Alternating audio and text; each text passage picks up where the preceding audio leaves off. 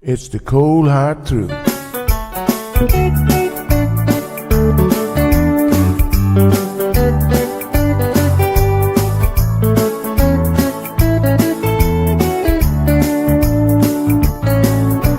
Everyone really want to know what's going on with her show. Just get on the air and you will know it's Sandra. The queen of the mile road is here, helping people from everywhere. Get on the phone and you will hear Sandra. Now she will tell you how it goes, but don't you ever step on her toes, 'cause you will hear the cold hard truth from Sandra. They say she's the hero in town, helping people from all around. You get a call, your money is found, it's Sandra.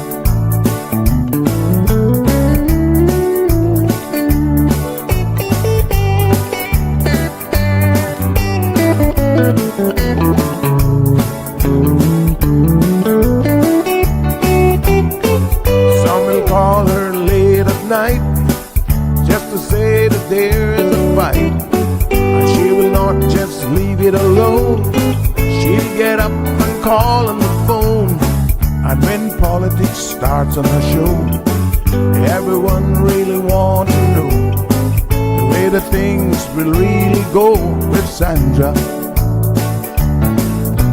And some will start to criticize, get on the show and tell pure lies, but someday we'll realize it's Sandra. And when they start to argue again, she'll pull the heads to the wind, and soon you will be a friend with Sandra. 'Cause every day everyone wanna hear from Sandra. 'Cause every day everyone wanna hear from Sandra. 'Cause every day everyone got to hear from Sandra. 'Cause every day everyone got to hear from Sandra.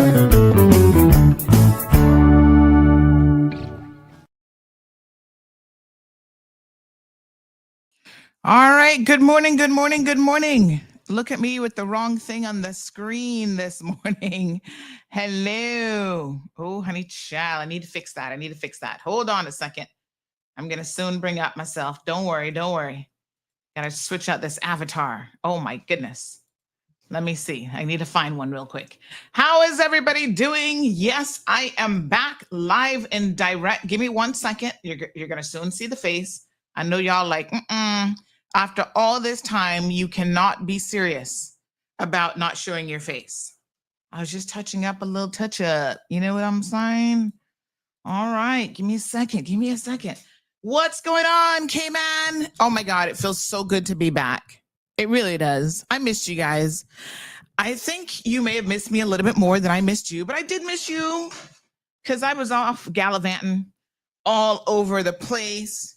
This time we went to Austria, we went to Switzerland, we were in the UK for one day.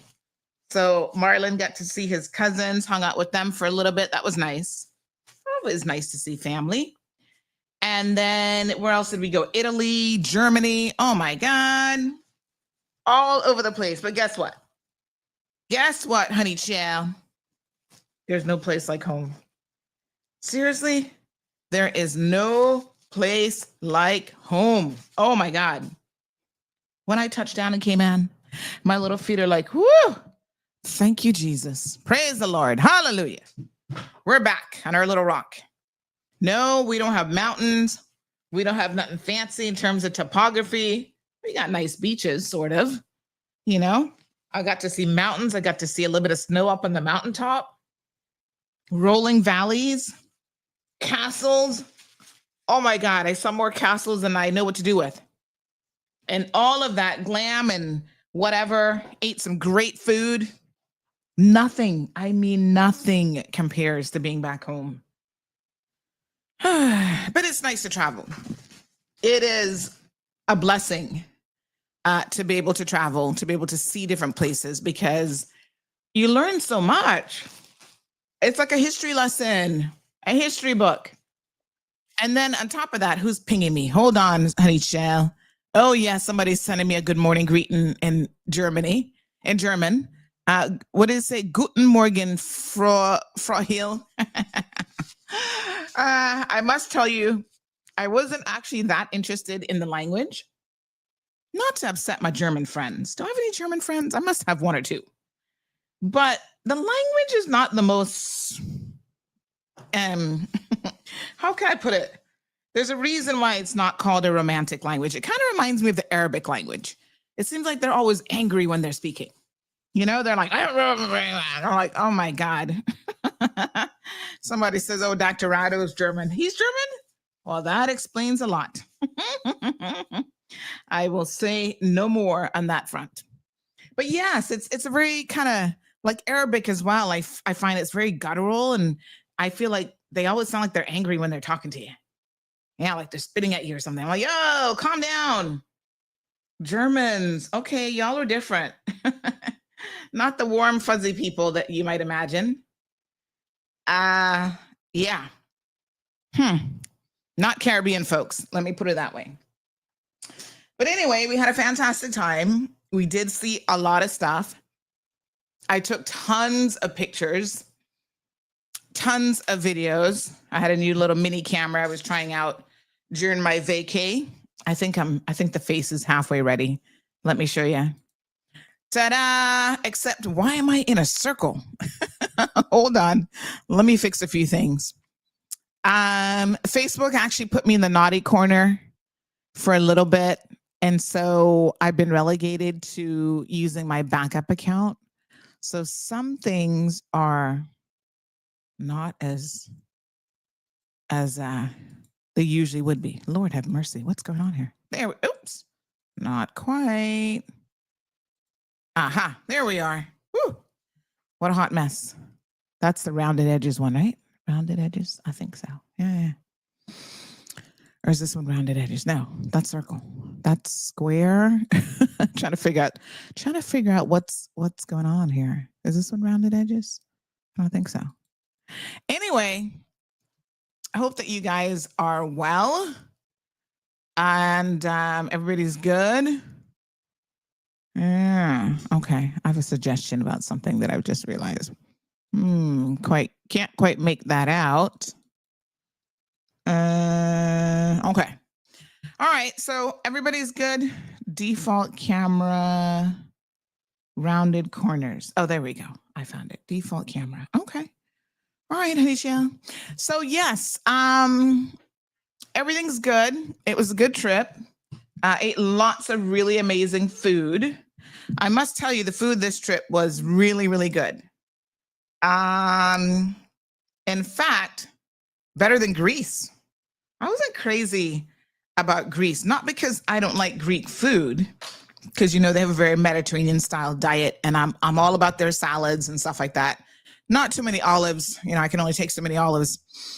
But the hotel that we stayed at there, their breakfast and stuff, their options, they seem to eat a lot of pork. And I'm not a huge pork person, but Marlon was in pork heaven.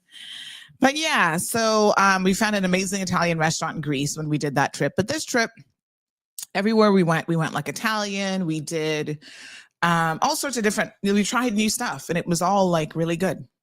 So no complaints on the food side of things. And so we're back. We've got a lot of ground to cover. Let me say good morning to everyone personally this morning who's saying good morning to me, because I know some of y'all vexing up in your feelings. Good morning, Miss Sonia. She says, welcome home. You were missed. Dun, dun, dun, dun, dun. Good morning, Evelyn. She says, welcome back. And I saw that Sabrina was holding down the fort, honey child. I'm going to comments take the stage. All right, I'm going to add comments here. Thank you so much. Sabrina has been doing an amazing job holding it down. Abby, good morning to you. Thank you so much, honey child. Let me see. I feel like my glasses. By the way, I was in the gym this morning. I came back feeling invigorated after I got over the jet lag. The jet lag this time was real. Oh my God. The first 48 hours, I was so tired. Last time the flight coming back wasn't as bad as going, but I found like this time it was just really, really hard. I think it was a combination of things. My knee is still kind of recovering, and that gets like stiff really, really easily. So I was trying to move up and down. Hello? Good morning. Good morning. Welcome back. Hold on. Let me make sure everybody else can hear you. Got to adjust my settings a little bit here. Hold on. Let me see. I think that did it. Yes, sir. Good morning. Good morning. How are you? Welcome back. I'm good. How are you? I'm okay. I missed you. Aw, I missed you too. Listen, Yeah. I had one dream about you the other night. I think it was Saturday night. I had a dream about you. Oh, okay. And I woke up saying, I wonder if she come back. Me and you were in a boat and we were talking. They had fish. Okay, all around. my dream catchers, my dream interpreters, listen to this. All right. We're in a boat catching fish. Yeah, it was with fish, so you know what I mean, right? I'm gonna pretend like I don't know. It mean that you're gonna have another baby. Matter of fact, it was yours, so that mean it twins. Oh my God, no way. But welcome back. Thank you so much. Glad to hear you again. I appreciate it. Somebody give me an alternative interpretation for fish, please. Thank you. I actually had a dream about Juliana O'Connor Connolly a couple nights ago. It might have been Saturday night. What day is today? Monday? It was maybe 3-4 nights ago. Yes, I had a dream that I went to the BRAC and she was trying to flex on me. And I was like, girl, if you know what good for you, just please step aside because I'm not in the mood for the mess that you've created in Cayman BRAC. Them poor people over there talking about they want to sell everything and move back Grand Cayman. What a hot mess. Yeah, but she was like up in her feelings, her and her church people in this dream. And legit, I was like, y'all could be just fine. Take it from me. Sip your water and go back in your corner. Thank you, caller. Thank you. I'm hydrating this morning. Good morning, Miss Romelia, Honey Chow, Chrissy Goldburn. Good morning to you. Shaka Zulu is in the house. Look at Robert. Good morning, Robert. Cece McLaughlin is here. All the beautiful peeps. Miss Romelia. Good. Miss Morna, hello. Thank you. It wasn't that long. I mean, I was away for about 10 days. And then I decided that when I go away and I do these long trips, I'm going to take my full week's vacation because, yeah, a couple days you need to unpack and get back in the swing of things. And my mother-in-law's here, so I needed to spend a little bit of time with her. So, yeah, so I took my 2 weeks and we are now back. I was suffering from CMR withdrawal. Oh, my God, I got sick, says Irvin. No. Are you serious? Oh, my gosh. What a mess. Thank you, Damaris. So good to see you. Romelia says that was too long. Oh my goodness. Abby says no morning tea for a while. I know, I gotta make it up. For you guys. Good morning, Miss Lucille. How's the UK? Oh, so let me tell you, when I got to the UK, not impressed really with that airport, Heathrow Airport, not at all. Ugh. Oh my God. Y'all come here and you complain that we don't have a jetway. Try and hush. That's the least of y'all worries when I see what's going on at Heathrow. No jetway where we were. And we had to be bussed from Terminal 3 all the way over to Terminal 5. Like the airport's not even connected. And I don't mean a short little bus because we did a short little bus in South Africa. This was like 20 minutes later, you're arriving at Terminal 5. I'm like, what the heck? And they push you all in the little bus of sardines. More people. I was like, please, no more in here. Observations about the UK. So the immigration agent saw my UK passport. She's like, where are you guys coming from? I said, the Cayman Islands. Heard of it? And she was like, you got that British passport. Comes with the privilege of being able to get in without too many questions. So she said, how often do you travel here? And I'm like, this is the first time. She's like, what? And I said, yep.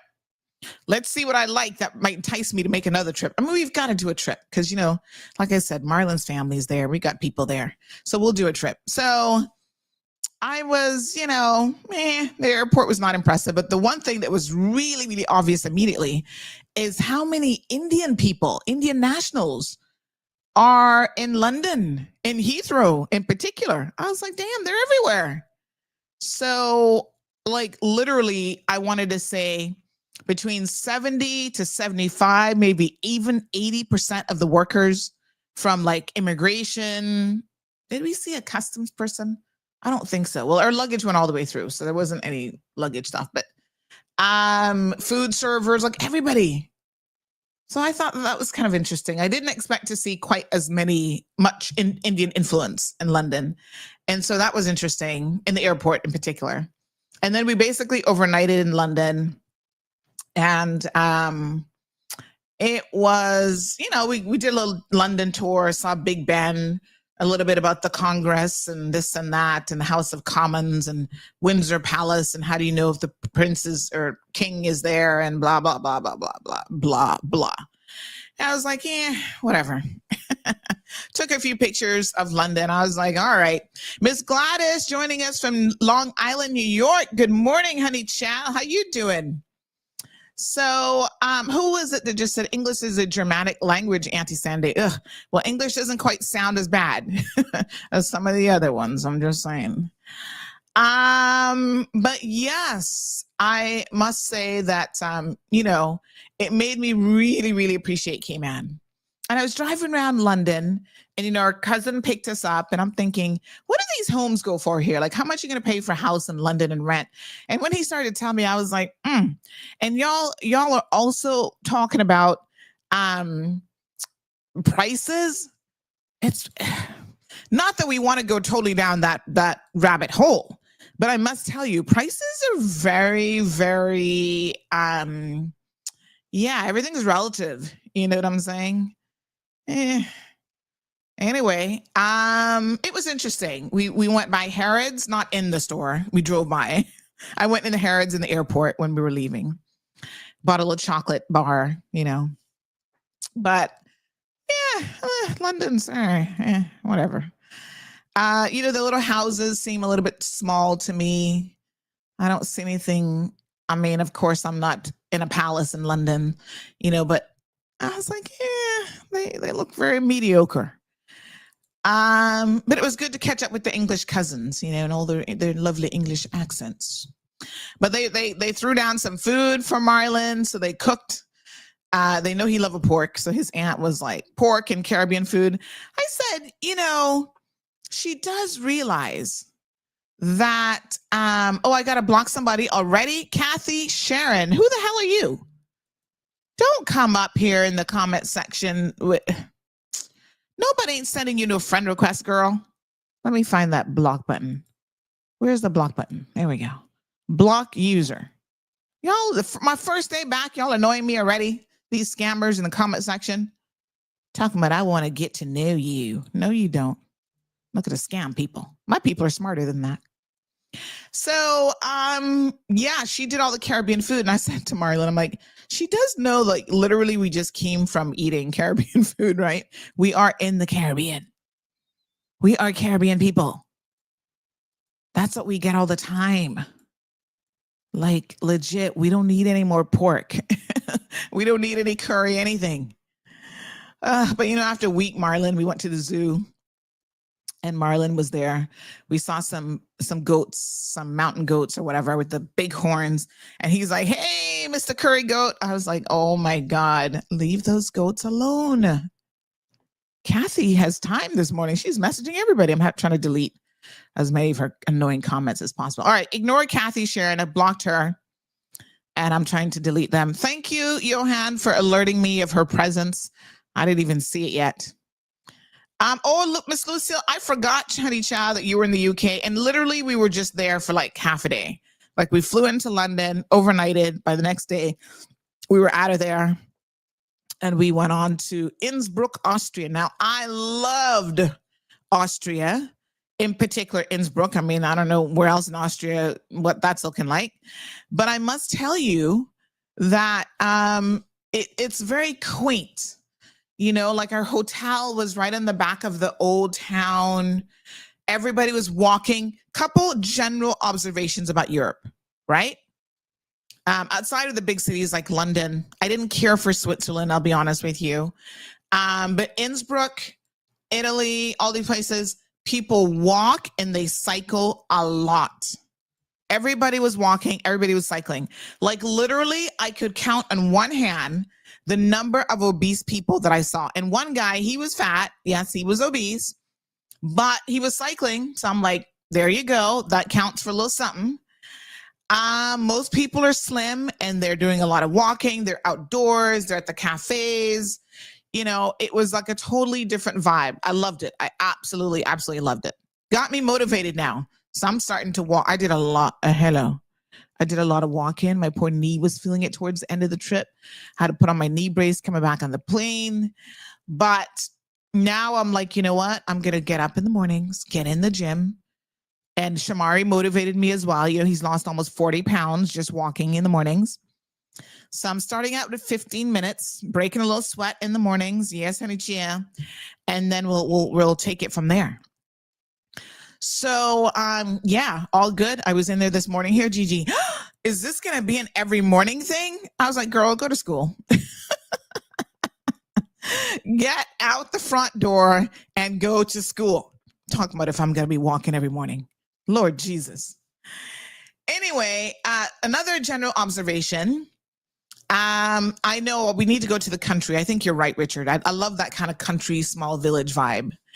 The other thing is smoking. They still smoke a lot, and I'm not used to that because even in the US, I guess people still smoke, but there's so many restrictions in where you can smoke that you're not really, like it really takes you back when you see someone smoking in the US or you smell it. I even smelled ganja in some parts of Europe, child. I was like, what are these people up to? But yeah, everybody smokes there. Really, you know, I can't stand cigarette smoke. It actually messes with my sinuses, gives me a headache. And so for that reason alone, I didn't find any place that I could actually be like, oh, I'll live here, because I would have a constant headache. So even in the smallest little towns, and we went to, oh, you know which country was interesting? Liechtenstein, such a tiny little country. And, you know, one little castle where their king still lives and stuff, or prince or whatever he is. That was a very interesting country. Very, very tiny. Like you felt like you drove through it and you saw everybody that lived there kind of vibe, right? But yeah, everybody smoked. I was like, what's wrong with you guys? Y'all stressed out or what? So they're walking, but then they're kind of undoing it with the smoking, I suspect. Carrie says, welcome back. Boy, I missed you. It's boring in the bracket. Nathina, good morning to you.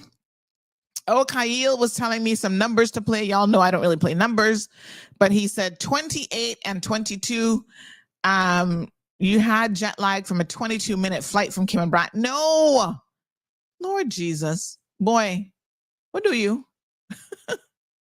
You cannot jump into the conversation and you're not paying attention. We flew from Switzerland to Heathrow up at 3 o'clock in the bloody morning. These early morning flights are just killer. 3 o'clock in the morning, Switzerland to Heathrow. Had to run. In my case, I was in my little wheelchair, honey child. Oh, I love the fact that they had self-serve wheelchairs. I thought that was fantastic. So when I saw that with a little sign, help yourself, I said, oh, great. I said, Marlon, start pushing, honey child. And that's how we made it in time, because I would not have been able to walk the length of whatever building 5 or whatever that one is to then try to get over to 3. And so I took advantage of the self-serve wheelchairs. That was fantastic. And then that was another, 11 hours in BA in economy. Oh my God. Scrunched up like sardines. At least I got an aisle seat, which was better. I had to request that for my knee and stuff, but still. You know, you're sleeping off and on, but you don't get a good sleep on those planes. Ugh. Even Cayman Airways, I feel like I go from here to Miami, I sleep so much better. Cayman Airways flights, not for nothing. Those seats are comfy. They're roomy. You know, those BA flights not designed for people with a little backside. I can tell you that. Now, here is the other thing. I thought was so interesting. The plane that we left on, BA, y'all need to get it together. That must have been the reject plane. I figure they probably only send that one to the Caribbean out of their entire fleet. 2 of the 4 bathrooms were not working. And then towards the end of the flight, I really, really had to go because I'm like, okay, I don't know how big this airport is. I don't know how long it's going to take me. So let me go now, empty my bladder, old folks problems, so that, I got a good hour or 2 to get through customs, whatever, and don't have to find a bathroom. There was a girl in there. She must have blew up the bathroom. As we say around here, the bathroom had to be rebuilt when she was finished. 15 minutes I was waiting and I had to give up. And after that, nobody wants to go in a bathroom after she was up in there for no 15 minutes. You know what I'm saying? Because y'all know what she was doing up in there, honey child. Hell no. I was like, forget about it. Anyhow, Johan deserves a soft, warm brownie. Aw. Oh, my goodness. Mitzi says that's funny about the food. Burgundy says Indians are taking over Canada and England. They're running them out of Canada. Mandanai will be the next Indian Muslim. Y'all will be fine. I'm not hating on Indian people. That's not what this is about. I was just really surprised. Someone just made the comment that it's reverse colonialism. And you know what? Not for nothing, but, the UK of all people should be welcoming them with open arms because, yes, they went in there and raped and pillaged India, took all of their natural resources. So, y'all colonized them. So, a little reverse colonism. Good luck to you. Thank you, George. Says he's going to put in a travel restriction for the next 2 years. Keyman can't afford your absence. Bless you. Aw. Thank you, George. By the way, let me give a big shout out on behalf of George Chalette. You just reminded me. He wanted to do a big shout out to Health City. He recently had his knee replacement surgery, and he said that he was so grateful to Dr. Naranjan who did it. He said, big him up, please, and thank him for me on your show. So yes, he has had knee replacement. I had the keyhole surgery and I'm still working through it. There are times when the knee still feels a little bit sore and stuff, but I'm trying to do my strengthening exercises. You got to do the physio and stuff. So hopefully in the next month or so, we'll be on the other side of pain. Tartarian, thank you so much. Says, I used to work at Heathrow. Wow, really? Terminal 2. I quit after 6 months. I could not work with those Indians. They shaking their heads to communicate and annoy the hell out of me. Oh my God. Yeah, that's a cultural thing. It's the bobblehead. It's a cultural thing, I think. Yeah, so I only saw Terminal 5 and 3, really. Thank you, Miss Jean. Thank you, Jackie. Good morning. Virgin Airlines is the best, says Nathaniel. Oh, well, we got to check them out next time. Belika, good morning to you. Thank you so much. Cayman is now complete, he says. Welcome back. Oh, my goodness. Good morning, Miss Carol. Shanika's there. Oh, by the way, so when we were at the hotel in London, we got back to the airport, to the hotel. And I was so tired. I was like, oh, we got to get up early in the morning. I'm going to go to bed. Marlon still thinks he's 25. So he's like, oh, he's going to go out with his cousins, across the street and have some drinks. I'm like, you go ahead. You have fun. I'm going to sleep. Like, sleep is that important to me these days. I'm grabbing it when I can. And so I was still kind of feeling kind of peckish, though. Like I wanted to eat something. And so when I got in, I was like, oh, I'll go to the hotel restaurant. Too bad for me. Too bad, too sad. They were closing. They're like, sorry, ma'am, you're out of luck. But I saw Ralston's daughter. Now let me try to remember which of the daughters. This is the one who just, I think, came back from the UK. Now she's gone back. She's just finished. Is it Cambridge that she graduated from? So she was there visiting her friend's mom. The world is so small. Her friend's mom was, on the trip. And so they were visiting, then she tagged along. And so I was like, oh my goodness, look. So we did a little selfie together. It was so nice to see her. Yeah, even coming back on the BA flight, there are people who were not in a group that we saw. And that was, remind me of which daughter this is. This is Cheryl? I always get them confused. They all have S names, first of all. So, Is it Cheryl? Which one just graduated from the UK? But we did a little selfie, and I sent that to her dad. I said, look at who I ran into. So cute. Ken, thank you so much. Hola. Pura vida. There we are. I think that's Cheryl, right? I think so. She's the eldest. So yes, there we were in the airport. At the hotel, sorry. The hotels at this time were pretty nice. The one in Switzerland was smaller. It reminded me, we were only there for like 2 nights though, but it reminded me of New York. Although New York was central, was way smaller. This was still not as bad as New York, but it kind of had New York vibes. Traffic in Switzerland felt like Cayman, small and lots of traffic in town. You know, they took us on the strip. They're like, oh, this is the posh shopping. I was like, who cares? Like, you know, the Rolex watches and whatever. I'm like, oh, we see that all the time. We're not really that impressed by that sort of thing. But the scenery, I think my favorite part of everything was just the rolling hills and the scenery of everything. And oh my God.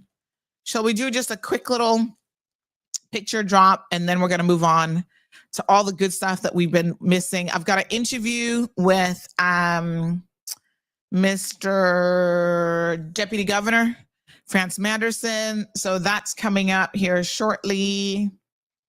Let me just see. Where's my Austria photo dump? I've got like 1,200 pictures in here. So we're definitely not going through all of those. Let me see what else was interesting. So we did a zoo. We saw some interesting things at the zoo. Out there, they had a bear at their zoo, which I was like, okay. Weather was lovely. Little chilly, you know, cooler, but not like super cold where you were like totally uncomfortable. So I enjoyed it. Yeah, it was a good time. I'm trying to find some good pictures to show you guys. I mean, the country it was lots of scenery. Let me just show you real quick. Let me show you. All right, let's see. Screen share. Don't show these tips again. Austria. Here we go. Yeah. Okay. Can y'all see that? Add to screen. Oh, hold on.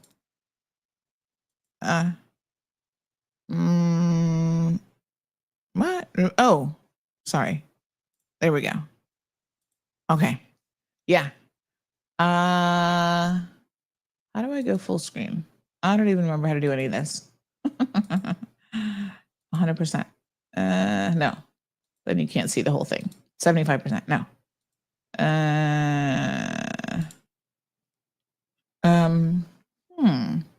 I should be able to do this full screen, but don't ask me now. I've forgotten everything.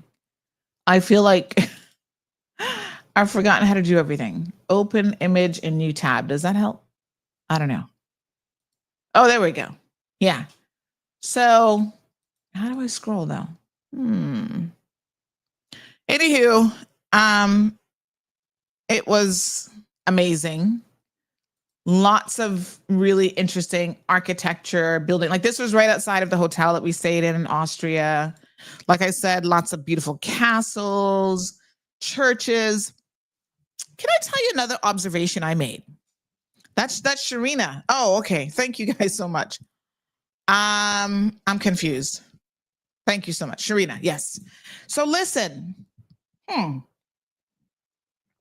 Went into, this is the Royal Court of Justice. But we went into a couple churches, and I must tell you, this is one of them. The opulence in these churches is next level. Maybe if I change the layout. Anyway, you can kind of see it. The opulence in these churches is crazy. I was shocked. And you know, one of the observations that I made is that we talk about poverty like all over the world, right? And now we're like, oh, you know, governments are taken from the people, and this is the least that people have had, and all this kind of stuff. I have to tell you that is, historically, that cannot be true, right? What occurred back in medieval times in the 1300s, and kings were kings and appointed by God and all this kind of foolishness that people believed in. I have to tell you that the truth of the matter is, we probably have, this is the Billy goat, not Billy goat, but I don't know what kind of goat he is, mountain goat, whatever, with those long horns. We probably have more equity, like financial equity, between the haves and the have-nots in more modern times than ever before, because they would spend ridiculous amounts of money building out the things that they wanted, nothing that really benefited the people, I must tell you. It was all like, oh, we need a church in honor of so-and-so just because he had 1 million wives. Look at this castle. This was such a beautiful castle.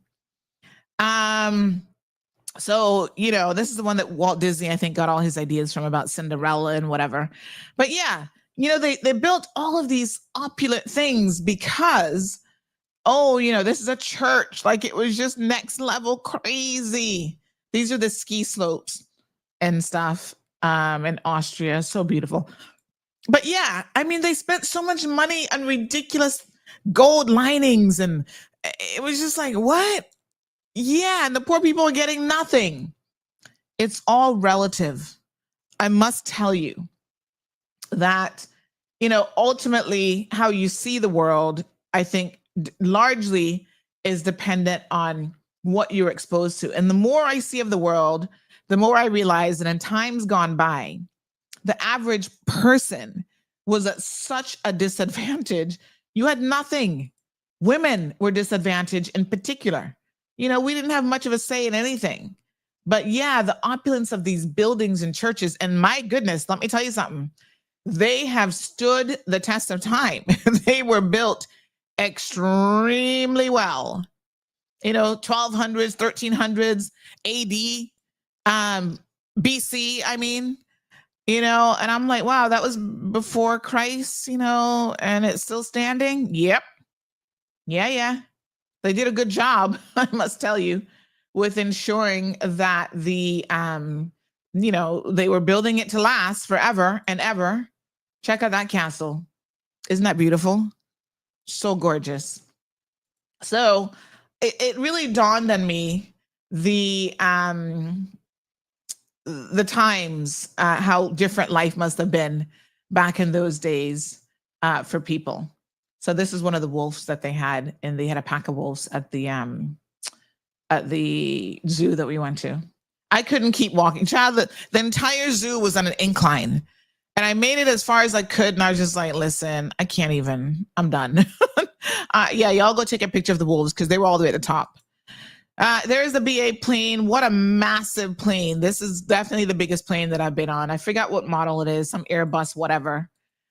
Check out the flights alone. I was like, I mean, they were huge. Yeah.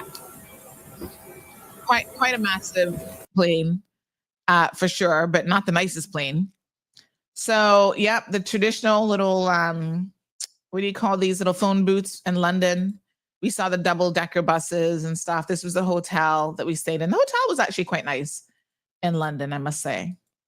Yeah, it was nice.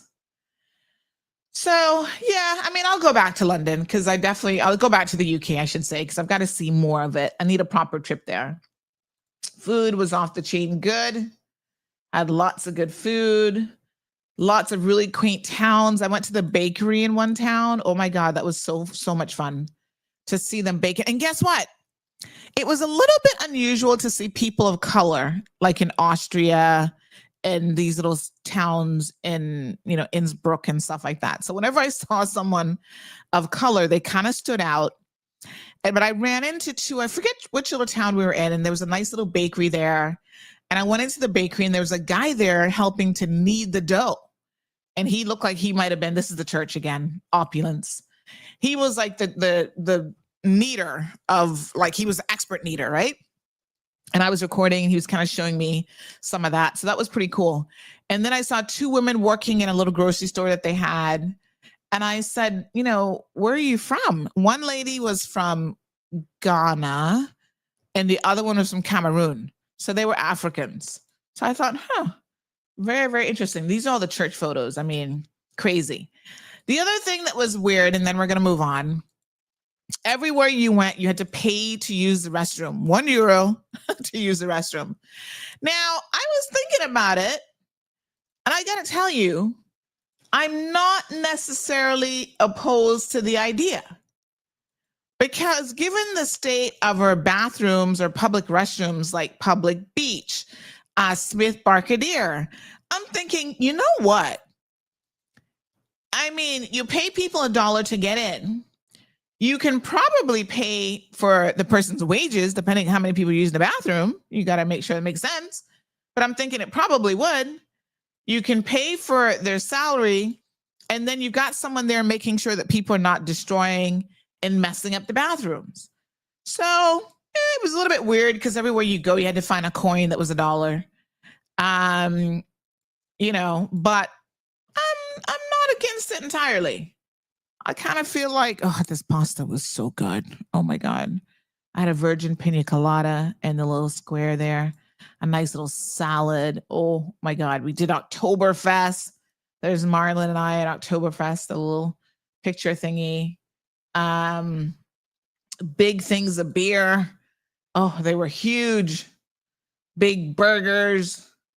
It was a great trip. It was so much fun. Absolutely, absolutely fun. But yeah, the bathroom thing, I'm thinking I could be sold on the idea of charging people to use public facilities here. And then that way you've always got someone who, Marlon was trying to take the job from the guys who carry all the beers. So there he is. We're like, well, if IT doesn't work out for you, we got a backup plan. We'll see how that goes. But yeah, I'm not entirely opposed to the idea because I think it's one way to guarantee that there's always an attendant there and that you can make sure the bathrooms are kept clean. And then you can also tip the little people and whatever. So it was interesting. Dogs everywhere. I saw dogs everywhere. Look at this little one in his little stroller. So cute. You know, they're out walking, so they take the dogs with them. And I like it. I'm like, great. This is fantastic. Yes, dogs, you know, they want to see stuff. They want to go out. Most of them are really well behaved. There's one or two that reminded me of Zeus with the barking. I'm like, he doesn't get out much, does he? He's barking at all the other dogs. This is a horse carriage. So we did the horse carriage ride when we were going down from this castle. It was absolutely gorgeous. Lots of trails and, you know, oh my God, it's beautiful. Look at this. Just the hills and the mountains and I wouldn't mind, you know, living in a little cottage there, maybe twice, you know, 2 weeks out of the year or something. Best donuts ever. Had some powdered donuts when we were, this was not Oktoberfest. This is when we went to the castle. Man, they were divine. I was like, oh my God, I need to get the recipe from this guy. I could sell those at Pirates Week and make a killing. So beautiful horses, little police car. Yep. Lots of scenery, little beaver. This was at the zoo. The bear was having breakfast. Yep, there he is, eating his fruits. He seems to like the melons a lot, not so much the apples. Yeah, I guess they've got him on a veggie diet. And then when he was finished with his breakfast, he just took off. He was like, yeah, I'm not here for your entertainment. But anyway, fantastic trip all in all. Had a really, really good time. Next year is already being planned. So yay. I'll be there. Oh, and I saw this young lady. She was so beautiful. She was attending a wedding. And this is their traditional. I think she said she was from, which European country? It's like I can't remember. Slovenia, someplace. Czechia, something. But anyway, I wanted to take a picture of her dress because it was just so gorgeous. She looked so pretty. Mm-hmm. Yep. So we did the bus. We took a little bus in one of the little areas in Austria. That was a little choo-choo train in Liechtenstein. So we did a little bus ride. Interesting to get on and off a public bus, which I haven't done in decades, literally. So yeah, it was just amazing. Oh my God, we did a fondue night at a restaurant. Can I tell you? Oh, oh my God. Why do we not have a fondue place in Cayman? Seriously, I want to know because I would be there. Check out this dessert. Oh, all right. This is a funny story. This restaurant only has one item on the menu. This is the most bizarre thing. It's called, I don't know. Anybody can read this? I think it's French. So if you French people, read that for me. But the only thing they have is steak and fries, steak and fritas, right? That's it. It's a restaurant and it was packed. Lunchtime. The only thing on the menu is cut up steak and fries. And you want it well done, medium rare, whatever. And they bring it to you. But on the dessert side, they had 26 items for dessert.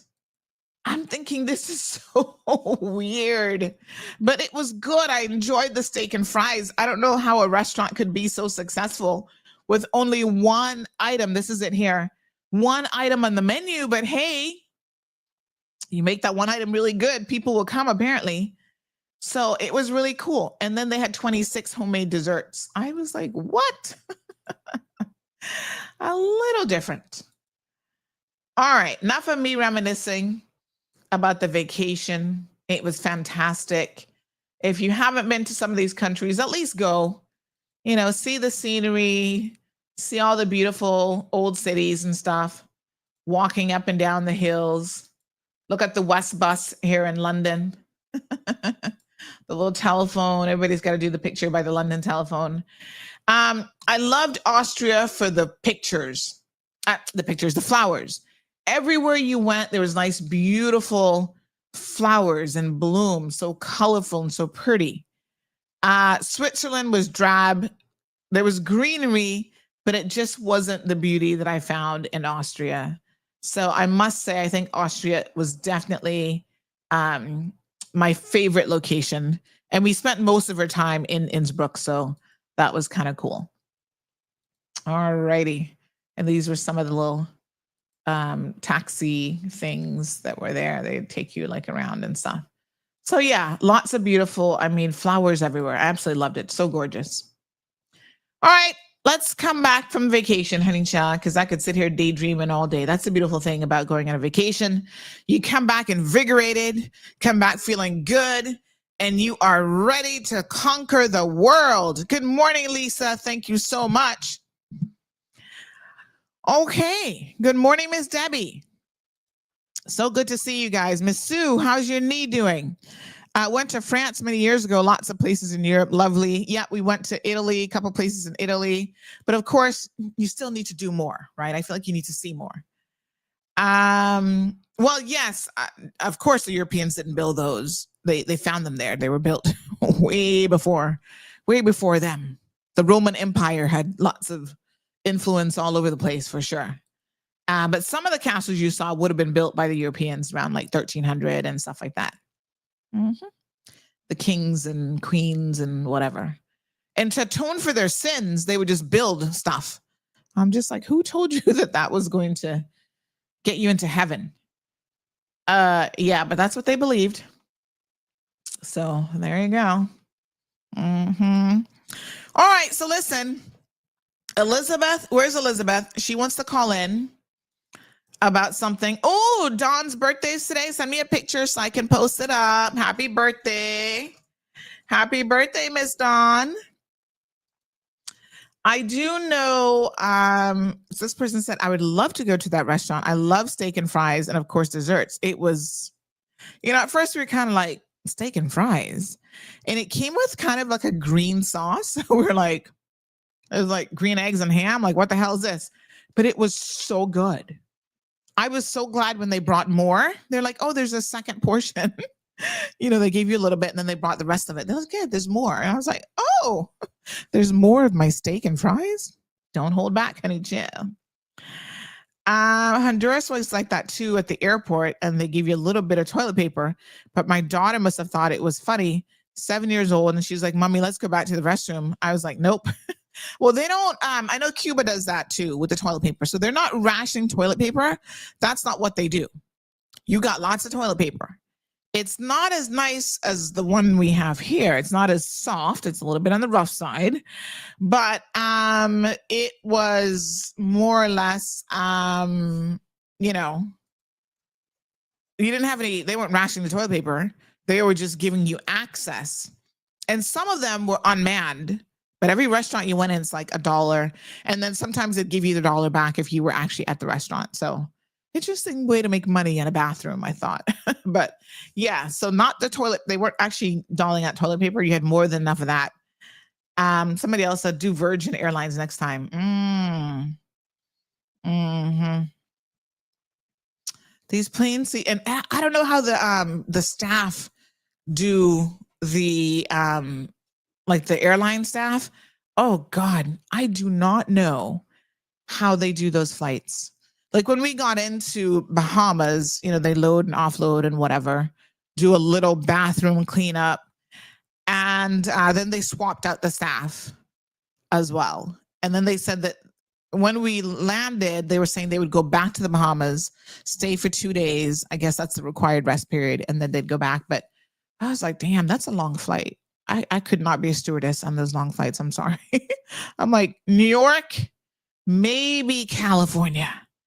After 3 hours, I'm done. I'm like, get me off this plane already. I'm not feeding y'all. Oh, yes. And on Sundays, thank you. This person reminded me. On Sundays, oh,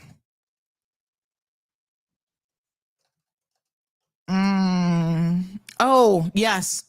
Sorry. Somebody's like, I can't call in. I'm still in airplane mode. Sorry. Thanks for reminding me. Okay. Oh my God. Yes. Airplane mode is now off. I'm sorry in case you've been calling. I was going to say, did I pay the flow bill? Possible. It didn't get paid. I don't even know. All right. Try calling now and see what happens. I don't know.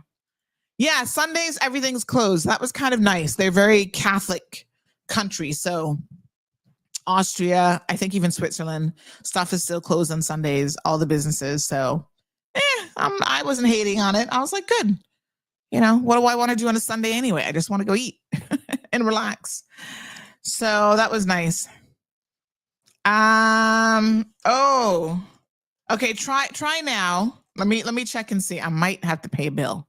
Let me check Flow. Hold on. Let me go online. Flow. Because, they probably emailed me while I was gone. I would have ignored it. Flow. Let me see. Which one of these things?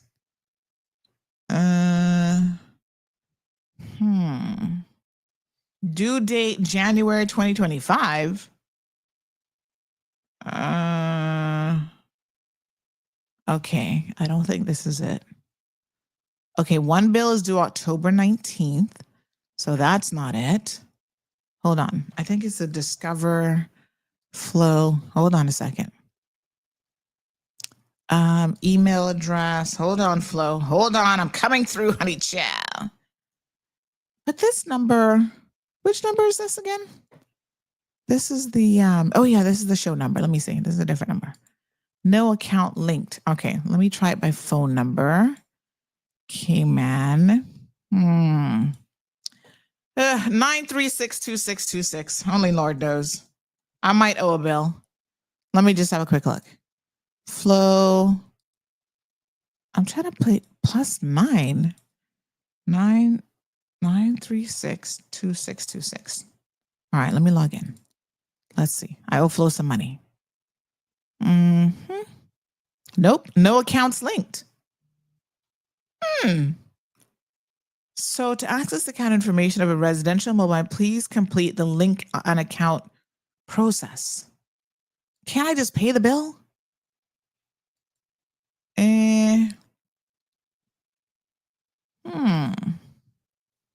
Can can I pay as a guest?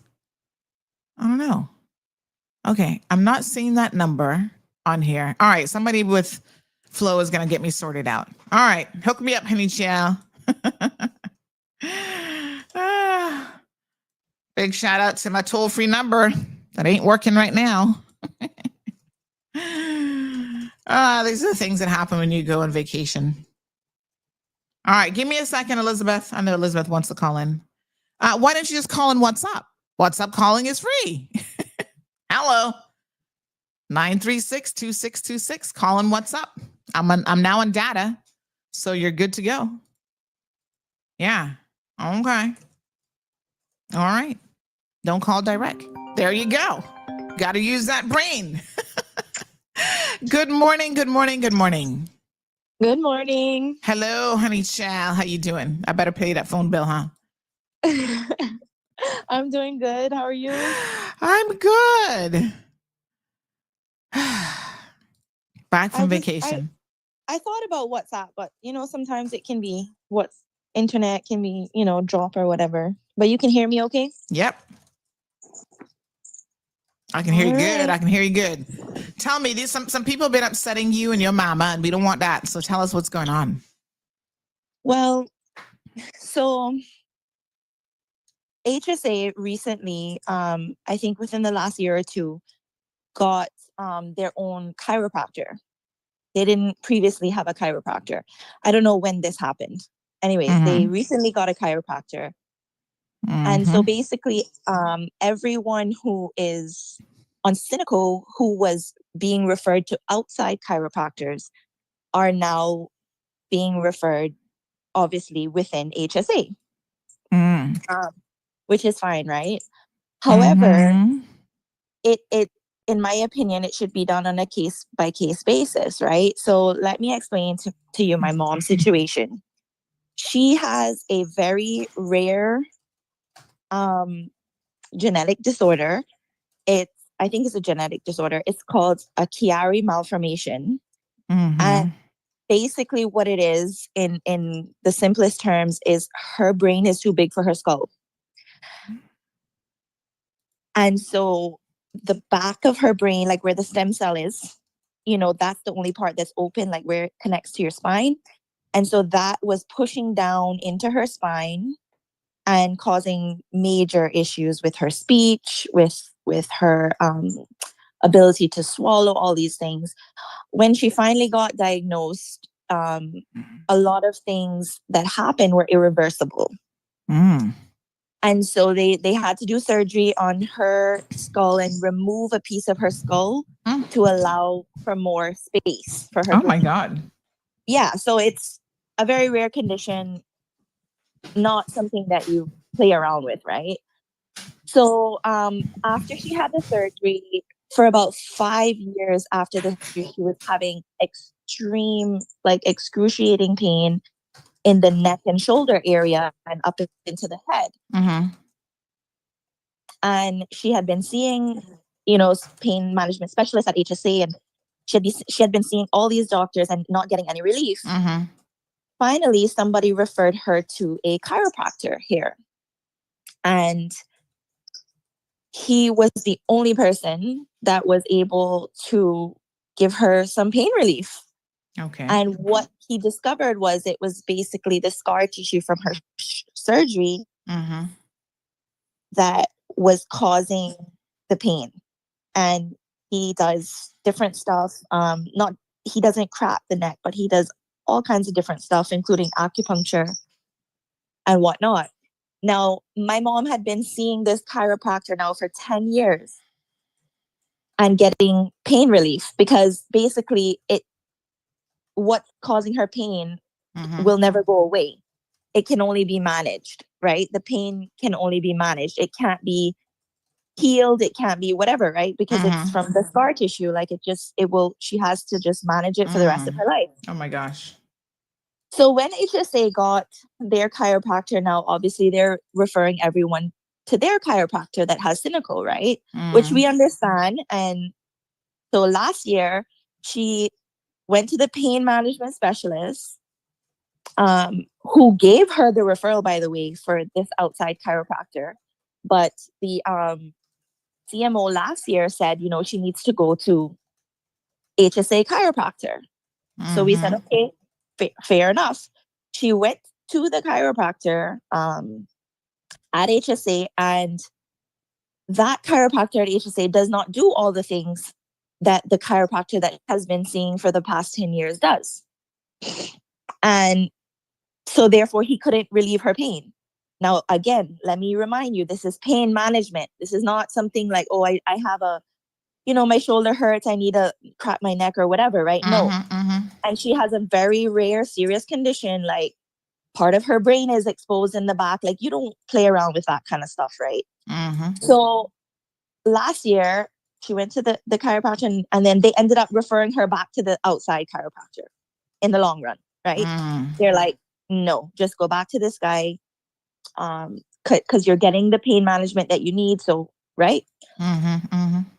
So this year again, because every year she has to go to the pain management specialist at HSA to get a referral to the outside doctor.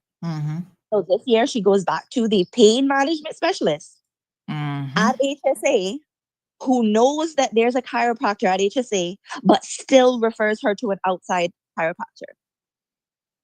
Because this pain management specialist is very familiar with my mother's case, knows what's going on, refers her to the outside chiropractor. Now, the same CMO who was there last year decides he's going to deny her referral again. So I called, spoke with him. He said, well, it has to be reviewed ever so often. I'm like, yeah, but on an annual basis, like, her case is rare. We understand that you want cynical patients to see the HSA doctor. We understand that. Her case is rare. It's pain management. It's not something that's going to heal. It's pain management. The pain management specialist at HSA is saying, yes, continue to go to this doctor. You're getting the pain relief you need. Why change it? He insists that she has to go to the chiropractor at HSA for him to see if they can help her. I guess it's a new chiropractor now. I don't know. So we say, okay, fair enough. We'll follow your rules. We'll do what you say. We'll jump through all these hoops, which we think are unnecessary. So she calls to make an appointment with a chiropractor. She can't get an appointment for a month. Now, we're talking about someone who is living with debilitating pain, and you're saying they have to wait a month? You want all of the patients to see the chiropractor at HSA, but you don't have the capacity to deal with all the patients, clearly. Right. Yeah. So I called him back and I explained to him she cannot wait that long for an appointment. Like, this is taking away from her life. She has to work. She has to and then he goes on to say, well, I assume she's working for government if she has cynical, so they should pay her for sick days. I said, you should not make that assumption, first of all, because she is retired from government. Wait a minute. The CMO said this? Yes, the CMO said this. So he doesn't. He clearly does not know that not everyone that has cynical works for government. Yeah, and I said she's retired from government. She cannot afford to live in the Cayman Islands. That's retired, ridiculous. so she had to go back to work. And if she takes time off of work for an appointment, that's not a sick day. That's time for an appointment. And if you work an hourly job, you don't get paid for that. I'm like, every time she has to go and she has to wait a month for an appointment and she's in excruciating pain, a month. Now, how many sick days are you entitled to? 10 sick days, right? If she could not work for an entire month because of this pain, she's not going to get paid for that. Oh, well, we're gonna have to see what we can do. I'm gonna see what I can do. No, she can't wait a month. She can't wait a month. I said, okay, thank you. I said, please call me back as soon as you can get her an earlier appointment. If you're insisting that she goes there, fair enough, but we can't wait a month. Yeah. He doesn't return my call. Yes. And this is how I know that they have caller ID, because when I asked him to call me back, he repeated my number to me. I didn't give him my number. So he didn't return my call. And now every time I try to call, he doesn't answer. Well, I'm not having it. I am not having it. And if and I've made other calls and other messages And I won't call those people out yet. I'll give them a chance if they're listening today. If we do not get this resolved today, we will be making an official complaint to the ombudsman. Mm-hmm. And we will shout from the rooftop every single day, and we will make noise until something changes. Because like I said, I understand the procedures, but every case is different. And my mother's case is a rare case. She doesn't abuse Cineco. She goes to the HSA doctors when they tell her to. But for this particular thing, which, as I said, they're pain management specialists, which I could be wrong, but I'm pretty sure the CMO is not a pain management specialist. Mm-hmm. HSA pain management specialist referred her to an outside doctor. So why is he taking it upon himself So to deny the referral? Let me tell you a little bit. Hold on 1 second. And then because she made us think about him denying the referral, he then or somebody, I don't know who did it, sends it to the review board at Cineco. Can anyone on the review board tell me if they are a pain management specialist?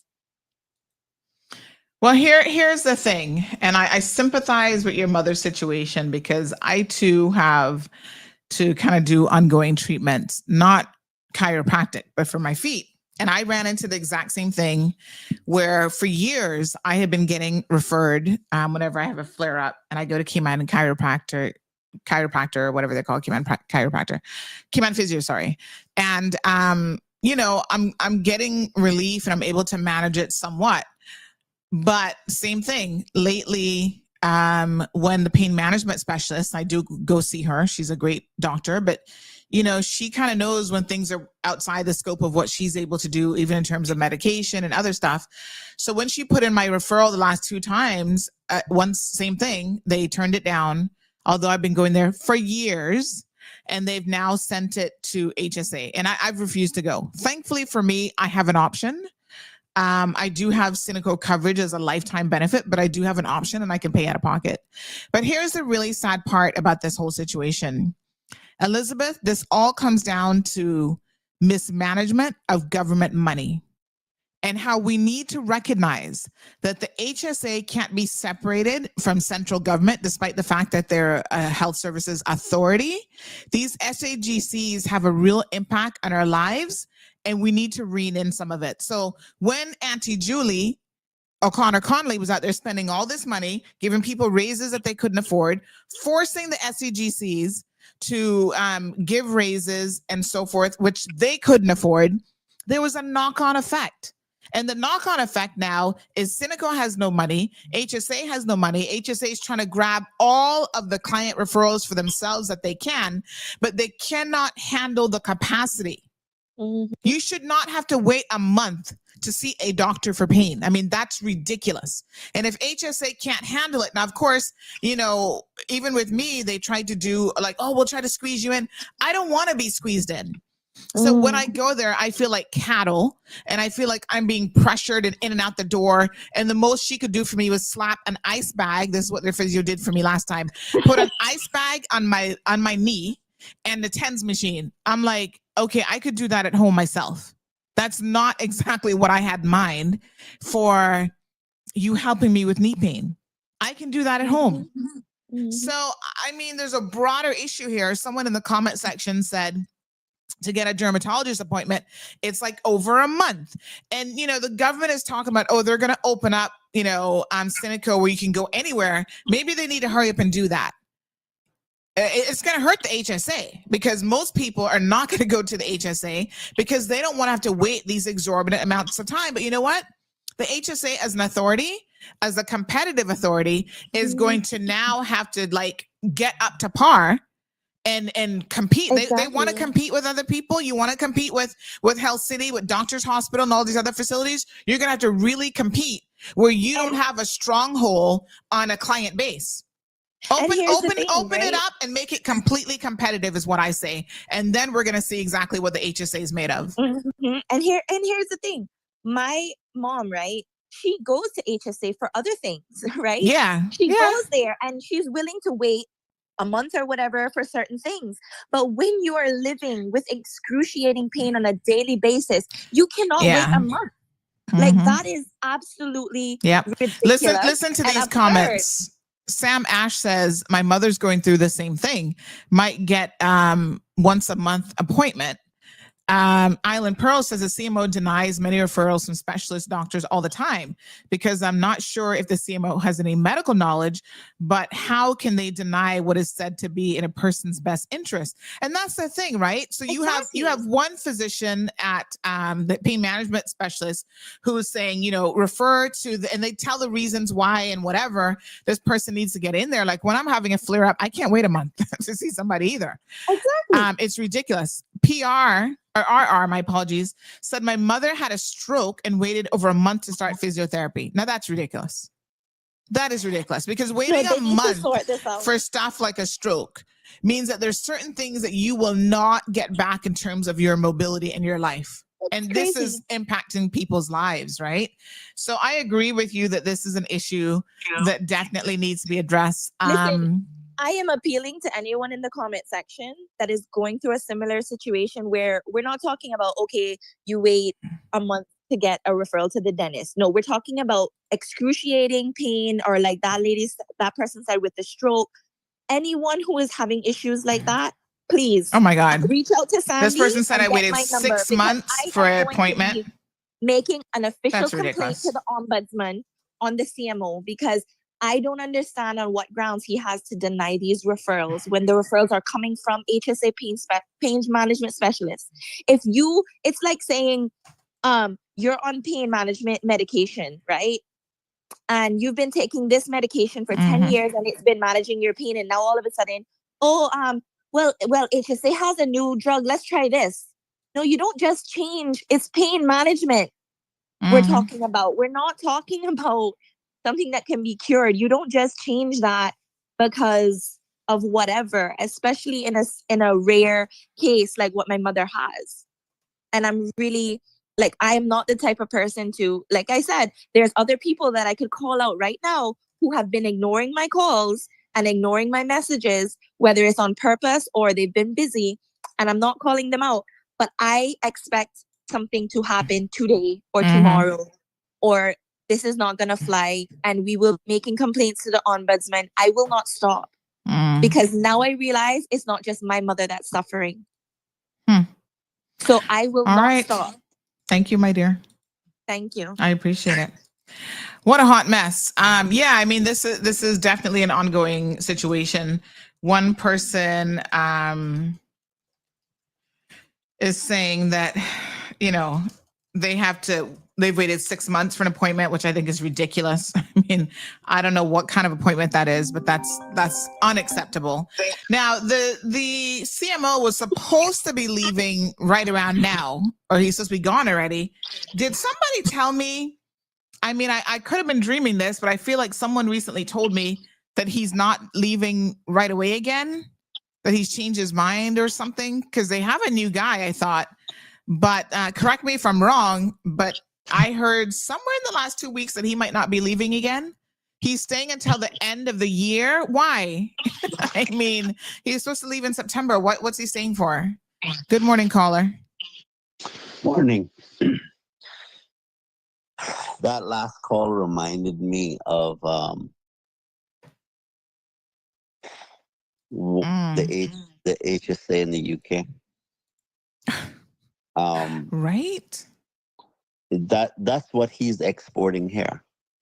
But where's he from? He's not from the UK, is he?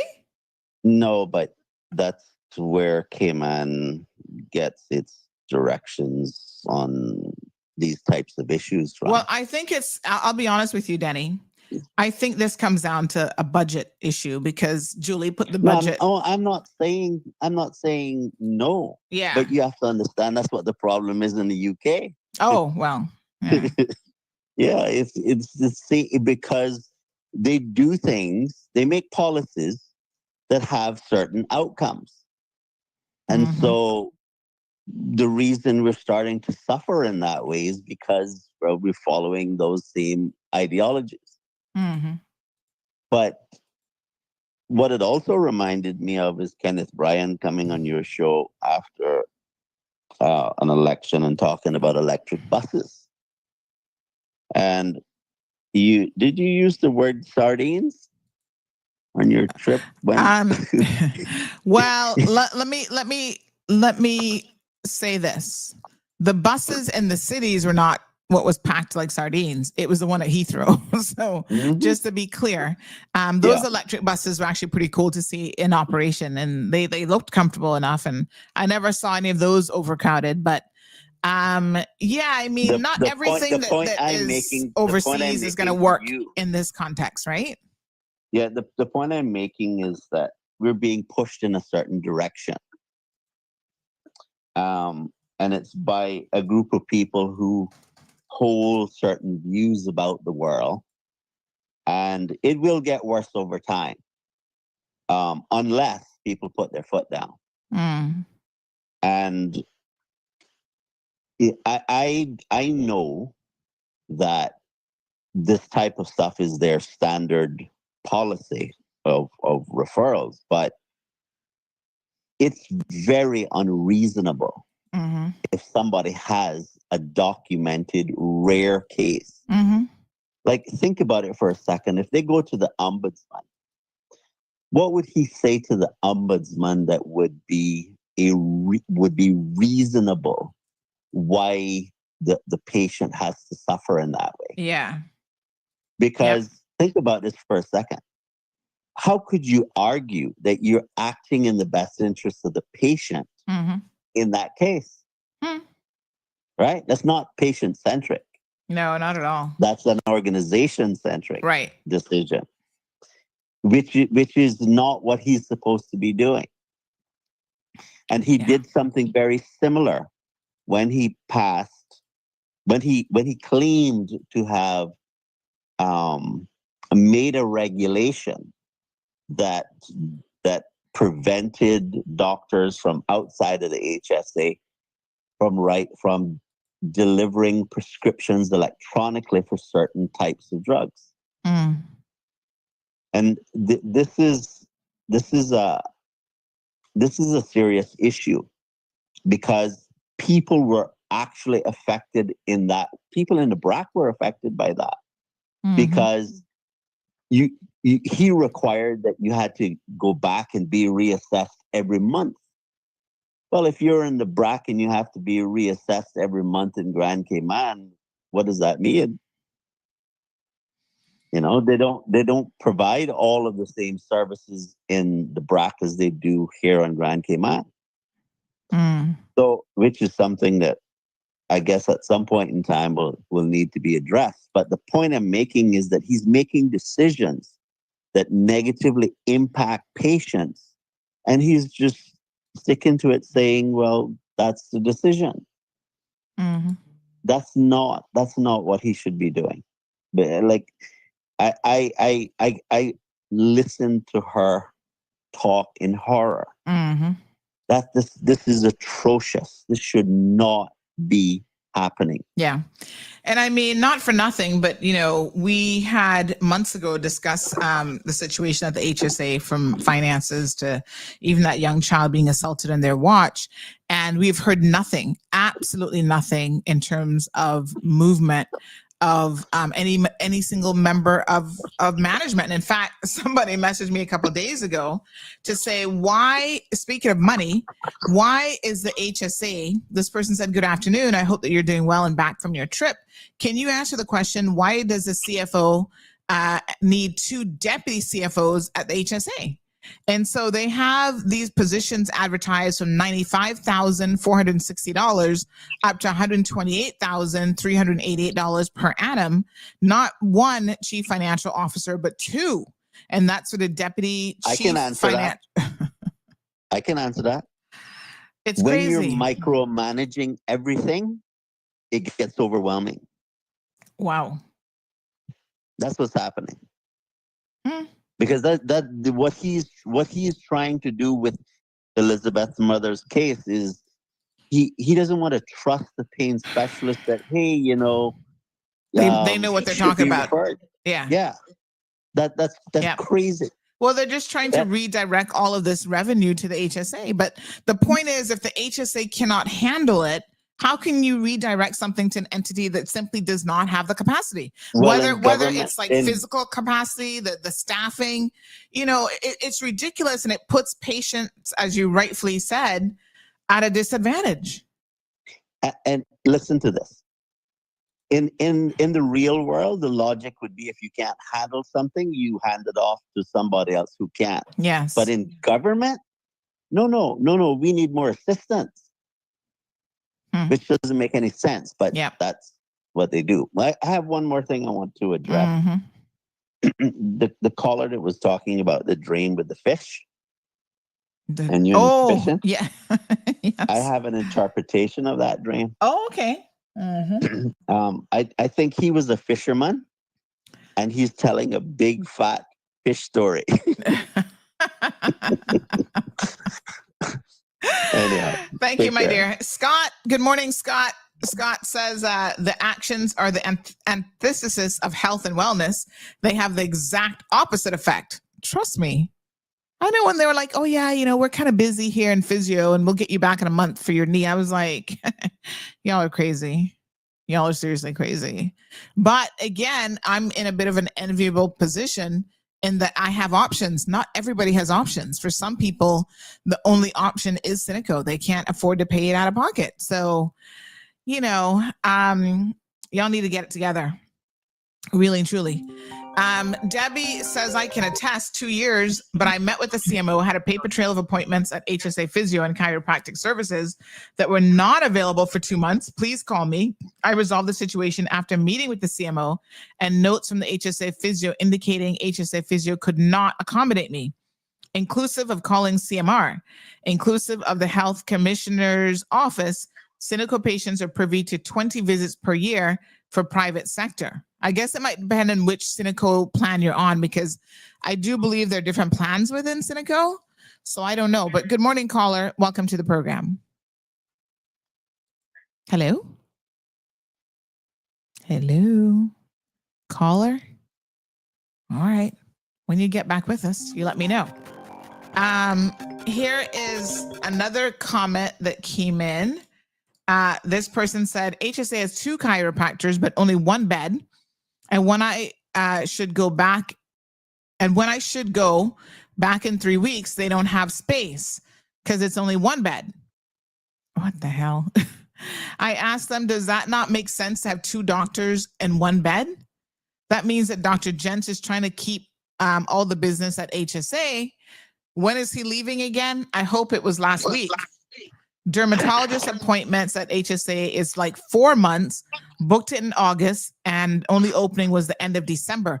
Do they even have an unstaffed dermatologist yet? Or are they still bringing in people from Jamaica every once in a while? What a hot mess. Good morning, caller. Morning. I forgot one point. Elizabeth said that it was referred to the Cineco. What was it called? They have an appeal committee or whatever. Yeah. Well, think about that for a second. How could someone else refer that to that appellate body? Wouldn't her mother have to do that? It's her right to appeal a decision. No, but I think that's what she was saying. I think she's saying that her mother appealed it on the Cineco level. Yeah. I misunderstood that. Sorry. All right. Take care. Yeah. What a hot mess. HSA, get it together. And then not for nothing, but they were recently highlighted in the news yet again about the board salaries and the amount of money that's being spent there at the board level. So there's a lot of questions around the HSA, and the new minister, Kathy, has got to get a hold of the whole situation there. She really has to rein this in, because this could very well be her undoing politically if she doesn't sort out the HSA. Good morning, caller. Welcome to the program. Morning, Sunday. It's Debbie. Hey, Debbie. Morning. Morning. Good morning to all of your listeners. So this is a response for Elizabeth, because I listened very closely and very intently, and I think you probably already read my comments. As a Cineco patient and as a medical boarded civil servant, I have 100% coverage. the 20 visits that I spoke about, cynical patients are privy to 20 visits per year for a chiropractor.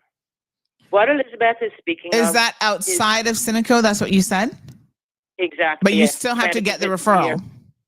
but you have to have a referral. I also go to Cayman Physio, and as you well know, I've been going there on an ongoing basis. Now, what Elizabeth speaks of is exactly what I endured for almost, I'd say, a year and a half when the CMO came on board. I have a chronic condition, as you know, sacroiliac joint function. So I live in chronic pain, and I have to have physio. I have to have chiropractic treatment in order just to basically be able to move, right? Just had an ablation, which burns the nerves of all the lower nerves of your back. And unfortunately, this time it caused sciatica pain.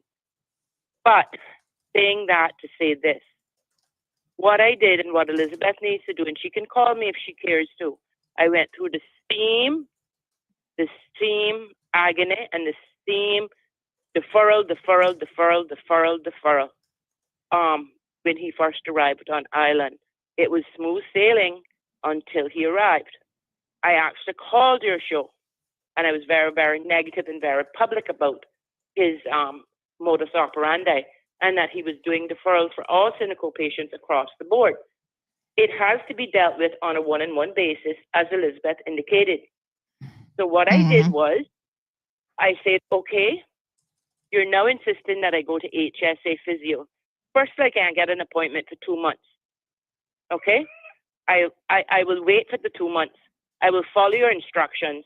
But in the meantime, I'm going to go on Cayman Mall Road. I'm going to go to the health insurance commissioners. And failing that, then I'm going to go to the ombudsman. I made an appointment through the chief officer to meet with the CMO.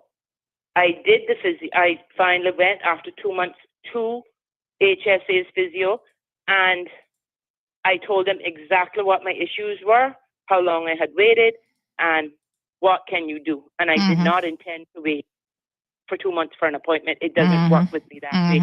I have to go 2 to 3 times a week. Okay? And that particular physio was very knowledgeable, thank God, because I'm not going to bash them, because I just think they're overwhelmed, and I don't think they have the equipment that the private sector physiotherapist has. But who can wait 2 months for a physio appointment if you have chronic pain, and in her mother's case, something that's debilitating, correct? So she said to me, listen, there is no way that we can accommodate you with your issues. And we are overwhelmed. Yeah. We're overwhelmed with the deferrals. We're overwhelmed, period. We have our own, we have our own patients that we have to deal with on a monthly, weekly basis that have been coming for a long time. And we're getting all of these deferrals, and now we just can't, we're totally overwhelmed. And she said, I'm going to put this in writing for you. And once that was put in writing, I then met with him with that email that he received from the HSA's physiotherapy department. And I went there not knowing what to expect, because basically I had a very, what's the word? I wasn't very fond of him, okay? He created a lot of stress for me. And I met with him, and I had that one thing made the difference for me. It was having the notes from the physio, even though I had to wait it out, having the notes from the physio department at HSA saying, look, we cannot handle this person's issues. It is too complicated for us. And when he saw the email and he met with me, the first thing I said to him is, I didn't know what to expect. I'm not fond of you. I've never met you, but I felt it necessary to meet with you one-on-one so that you're going to know exactly what my issues are today. You're going to hear it from me, and you're going to also learn to know that I'm just not trying to utilize private sector. My GP is HSE. My gynecologist is HSE. I have to attend HSA ER. But when it comes to neurosurgery, orthopedic, when it comes to physio, and when it comes to chiropractor, those 4 things, neurosurgery, orthopedic surgery, chiro, and physio, they are the 4 things that I am not prepared to wait 2 months on. Because for me to wait 6 months to see the neurosurgeon at Cayman, at HSA, is not going to be acceptable for me. Neither is 3 months wait for physio, neither is a 3-month wait for the one chiropractor that you have on now. And here's the paper trail, and here are notes from the physio department at HSA. And that was when the wheels started to turn. And he sat down, and I was quite pleasantly surprised because I was his biggest critic, to be very honest with you. I'd come on the show because he said to me, "Are you that woman that went on that show?" And I said, "Yes, I'm that woman that went on that show." And yeah, that's pretty much what was said. And after seeing the note and having the right paper trail, he then relented and he said, "For you in the future, because of these chronic issues and the fact that I have substantial a letter of I don't know what the word you want to use, a letter from the HSA physio department, basically, I guess you'd say backing you up, then I'm prepared." But to Elizabeth's point, all of this was done last year. They went through the same thing last year with the same CMO, and he came to the conclusion that, oh yeah, okay, in the end. So why is he making her redo it? Like, what does he think has changed from last year to this year, except she's gotten older and her condition has probably gotten worse? Like, it doesn't even make any sense. He said to me, no, it doesn't make any sense to me. But he did say to me, because I had to do it again. I had to do it. Let me back up. I had to do it 2 years in a row. The first year I had to wait 3 months on a physio appointment, and I didn't go. I paid out of pocket to go to private sector physio. It's ridiculous. Okay? Yeah. I just paid out of pocket. I was not waiting 3 months to get an assessment from a physio at HSA. But I could not afford to keep paying out of pocket. Yeah. Because, as you well know, that's expensive, and I don't have any other type of insurance. But what I did do was I had a paper trail showing that I could not be seen for 3 months, and I kept that paper trail, and I went to Cynico, and just as she had to go to appeals board, I went and I had over $1,000 in receipts just from Cayman Physio, and I said, "This is the paper trail. I was not able to be attended to by the HSA physiotherapy department for actually it was 8 weeks, almost 10 weeks. I said, I paid out of pocket and now I want reimbursement. Because in my contract, it says if you're not able to be seen by an HSA doctor, then you should have the advantage. That is part of being retired or maybe being medically boarded. There's a bit of a difference. I don't know. But you have the alternative of being seen by private sector. So $1,200 worth of receipts. Well, listen, I turned them down. He wouldn't pay it. He would not pay it. And I said, oh, no, it's not going to work this way. And then I went to the health insurance commissioner, which means I'm appealing now above Cynico. Cynico said no. They turned down the appeals to pay me out of pocket, even though the evidence was there that I could not be seen for 3 months. I then went, I said, okay, so now you're telling me no as well. Are there any doctors on the Cynico appeals committee? I hardly think so. I then went to the health commissioner's office with my receipt, with the paper trail, and by the way, the CMO sits on that board. And the evidence was too overwhelming, and I had to be reimbursed. So I was reimbursed, and my referral was given to me. Oh my God. And then I had to do another reassessment at HSA, physio. And when I did that, and this physio said, no, there's no way we can handle her chronic issues. Then he said, he met with me, and I'm going to say this, and I never thought that I would say this, because, as I said, I was not fond of this man at all. As I indicated to you earlier, when I met with him, he said, are you that woman that called into that show? And I said, yes, I am that woman. I don't even know what he meant by that. That's kind of, I think we're supposed to be insulted by him referring to it as that show, but well, I don't know. It could have been an insult by that woman. I mean, he's not really insulting me, but I don't know what he means by that. I think at the end of the day, I think it was a negative publicity, and he knew that was going widespread. I think it's the power that your show gives, and that when somebody does call in and it is negative, I think that's what he meant. Oh, that it went live, it went viral. In other words, going live on Cayman Mall Road about HSA or about anything else or anyone else is always, you get solutions to the problem, right? Mm. So after having met with him, and it was like an hour long, and I told him, I said, I don't like you. You've caused me a lot of agony for 2.5 years, and today it's going to be resolved. One way or the other, we're going to resolve this issue today. And tell Elizabeth that was my trump card, so to speak, and I don't mean Trump the president. That was my trump card. That was having that final assessment after 2 years of assessment, and that physio saying, nope, we can't handle it. We are already overburdened. We can't do it.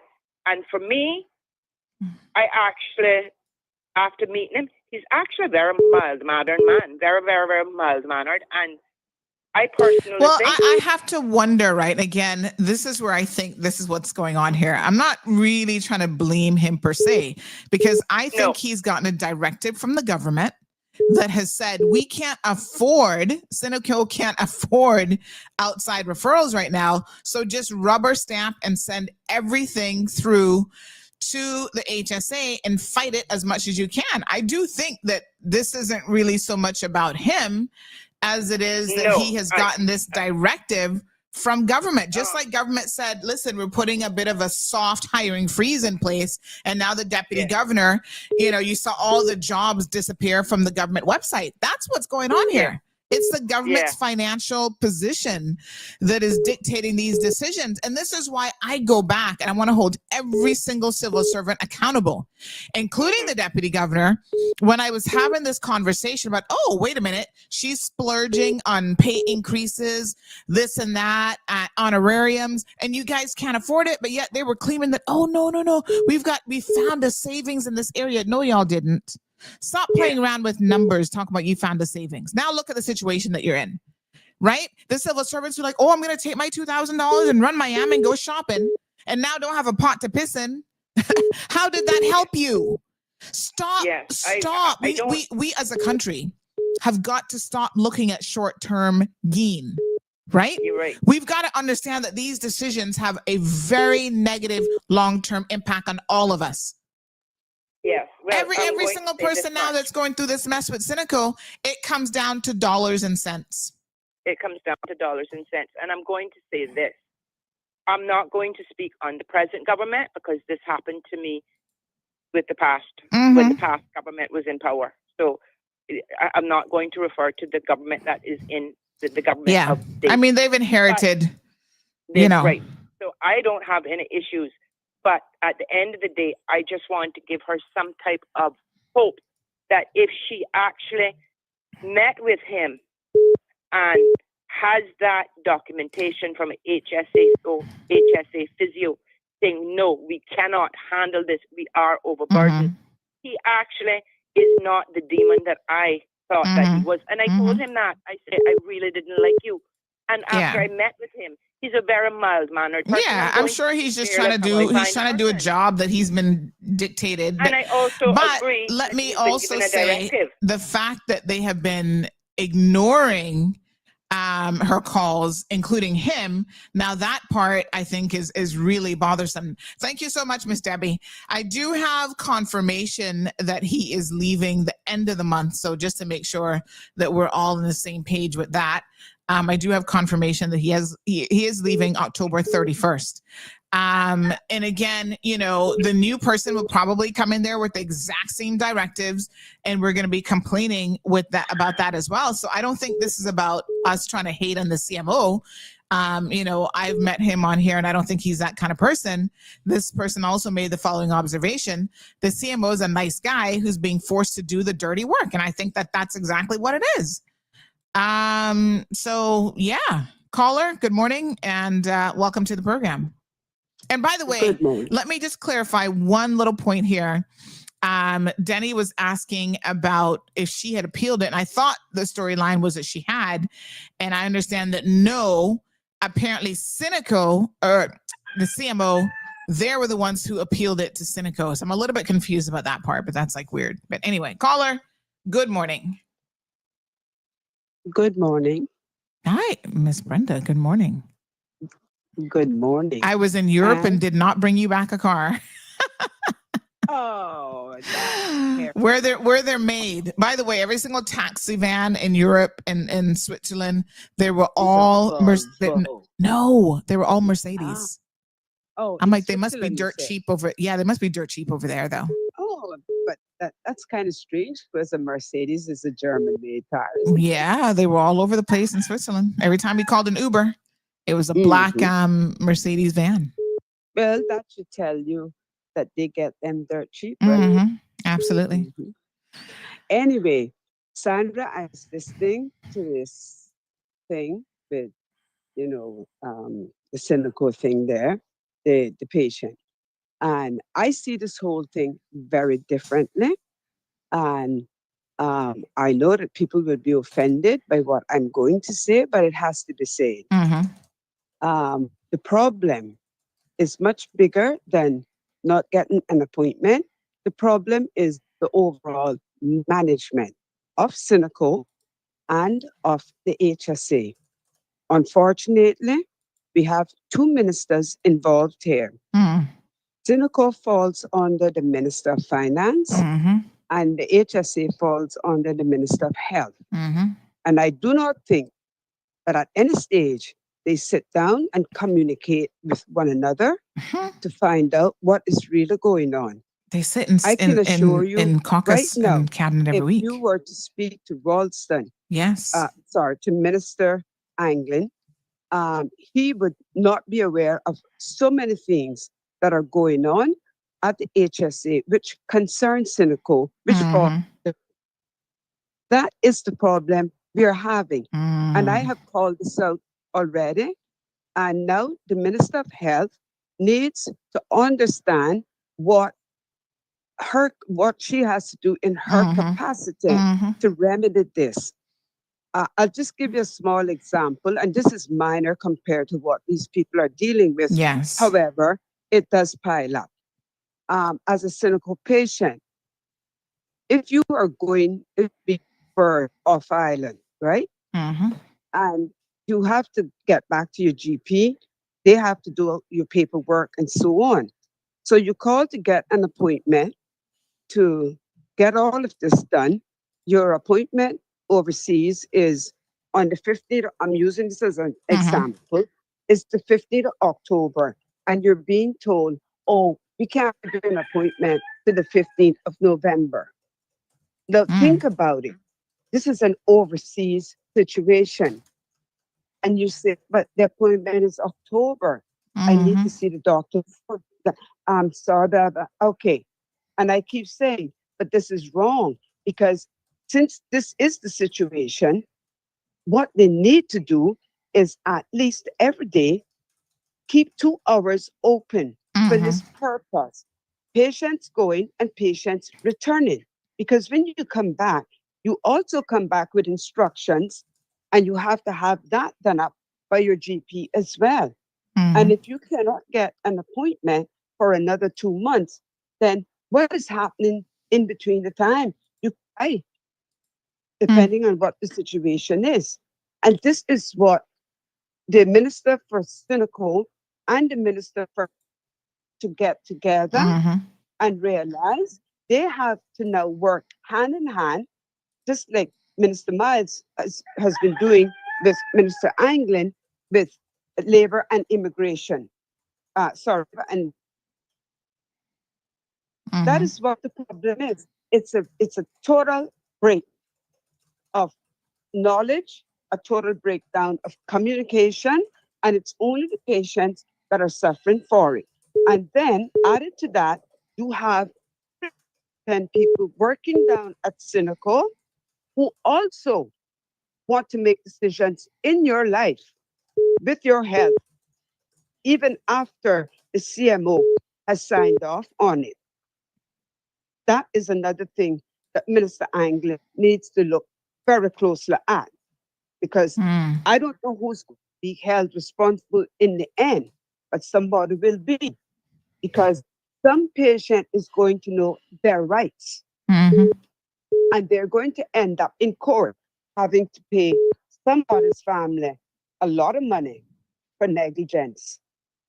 There is a racket going on where you have people coming here, going to the hospital to work as a nurse. And by the time they get their foot in the door there, they're no longer working as a nurse at the hospital. They're now down at Cynical. What does a nurse know about administrative work? Please, somebody tell me. What does a nurse know to deny you something that a specialist has already authorized? So there is a larger problem going on here. And as you rightly said, I think the CMO takes the flak for a lot of it, which is unfair to that person. I'm prepared to defend anyone, but this is a major, major problem that has to be remedied. And the private sector has a lot more patients than HSA does. So if you can get an appointment in the private sector within a week, then you should be able to get within a week also. Because they have, I think it's like from 7 to 9 in the morning at the with the specialists and so on, emergency. That in place, but why not put something in place that the Cynical patients then can get appointments whenever they need, whether it's for overseas purposes or being done here locally. It is a big mess, and I chalk it up to major incompetence. And I am saying to Minister Anglin this morning and Minister Wills, they need to get together. They need to discuss what is going on, if necessary, speak to the patients or some of the patients and find out how is it going for you? What problems do you have? Do you have any problems? That way they can identify where the breakdowns are, because it's more than one, and then start to work on fixing them. Because there are major issues. Minister Anglin has no medical knowledge, training, neither does Minister Wilkes. So who are they going to rely on? I don't know who's appointed to the boards. Do they have medical knowledge? I don't think so.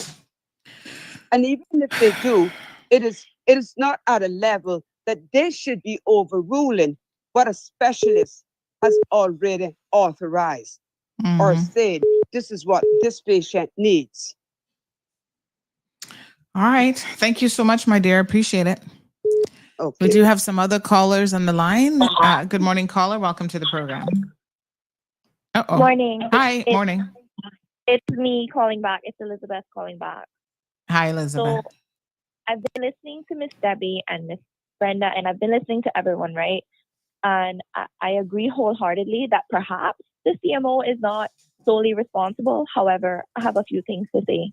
And I know how this is going to come off, but it is what it is. I really don't care whose fault it is. At this point, I do not care. I want the situation resolved for my mother. He unfortunately signed his name to denying the referral. He promised me he would call me back. Okay? He signed his name off. He promised me he would call me back. He has not done that. So I understand he might be taking the heat for other people. I agree with Miss Brenda and I agree with you that perhaps he's getting these directives because they have a money problem, whatever it is. But quite frankly, I do not care at this point. Somebody, somewhere, whether it's the CMO, whether it's the Minister of Health, needs to resolve my mother's situation by tomorrow, or I will be escalating this further, because I should not have to, she should not have to go through this again. Just what Miss Debbie said, my mother went through that last year. A note should have been put on her file that if a new CMO comes, if a new pain management, whoever comes, they can see this note on her file. This is her situation. Put a note on the doggone file. Like at this point, I do not care. I do not care whose fault it is, who's responsible, who, whatever, whether they have money problems. I don't care. This needs to be resolved by tomorrow. Okay, so whoever's listening, the powers that be, please get it sorted out, because I'm a person, I have a lot of patience. I'm very kind. I don't normally speak like this, and I don't come out of character like this. But when I have to sit and listen to my mother in tears, crying because of this foolishness, it is unacceptable. It is unacceptable. These are people's real lives. I'm sorry my mother doesn't make what the health minister makes a month and can afford to go to private insurance. I'm sorry that she can't afford a private insurance like perhaps the CMO can. But when you are living with debilitating pain and you cannot afford to go to a private doctor, these are people's real lives that they're playing with. So they need to sort it out, because I will not stop. Okay? That's all I have to say. Thank you so much, Ms. Debbie. And thank you for all those who called in and who are listening and who are giving advice. But I refuse to go and sit and meet with anyone. No, they know her situation. A note should have been placed on her file. The notes are there. They know her situation. Sort this out. Sort this out today or tomorrow at the latest. Thank you so much. All right, my dear. Thanks very much. 9362626. Someone's asking, what's the ombudsman going to do? Okay. Another person says this will not change because unless there's proper management and accountability. Simply put, what a mess. Let me read you some more of the comments that are coming in. Very, very sad situation. I mean, listen, if you've ever had to live with chronic pain, then you know that it's not great to have to deal with all this administrative crap when you're having to deal with pain. Andrew Francis 412, good morning to you over on Instagram. How you doing? This person had the following to say: yes, cases were highlighted to Cineco, but here we go again. No one is being held accountable. The public has to blame someone. It's therapeutic, but the theft that's happening here in this industry is mind-blowing. Person said they got blamed for a lot of stuff going on, but in hindsight, look, I was not the issue. The public's money is being misused. Yes, cabinet can give a directive. Having said that, apparently one of the concerns is that there are issues where people are defrauding Cineco, if you will. Well, that's a whole other issue, and you don't make everyone pay for that. What you do is you address those issues,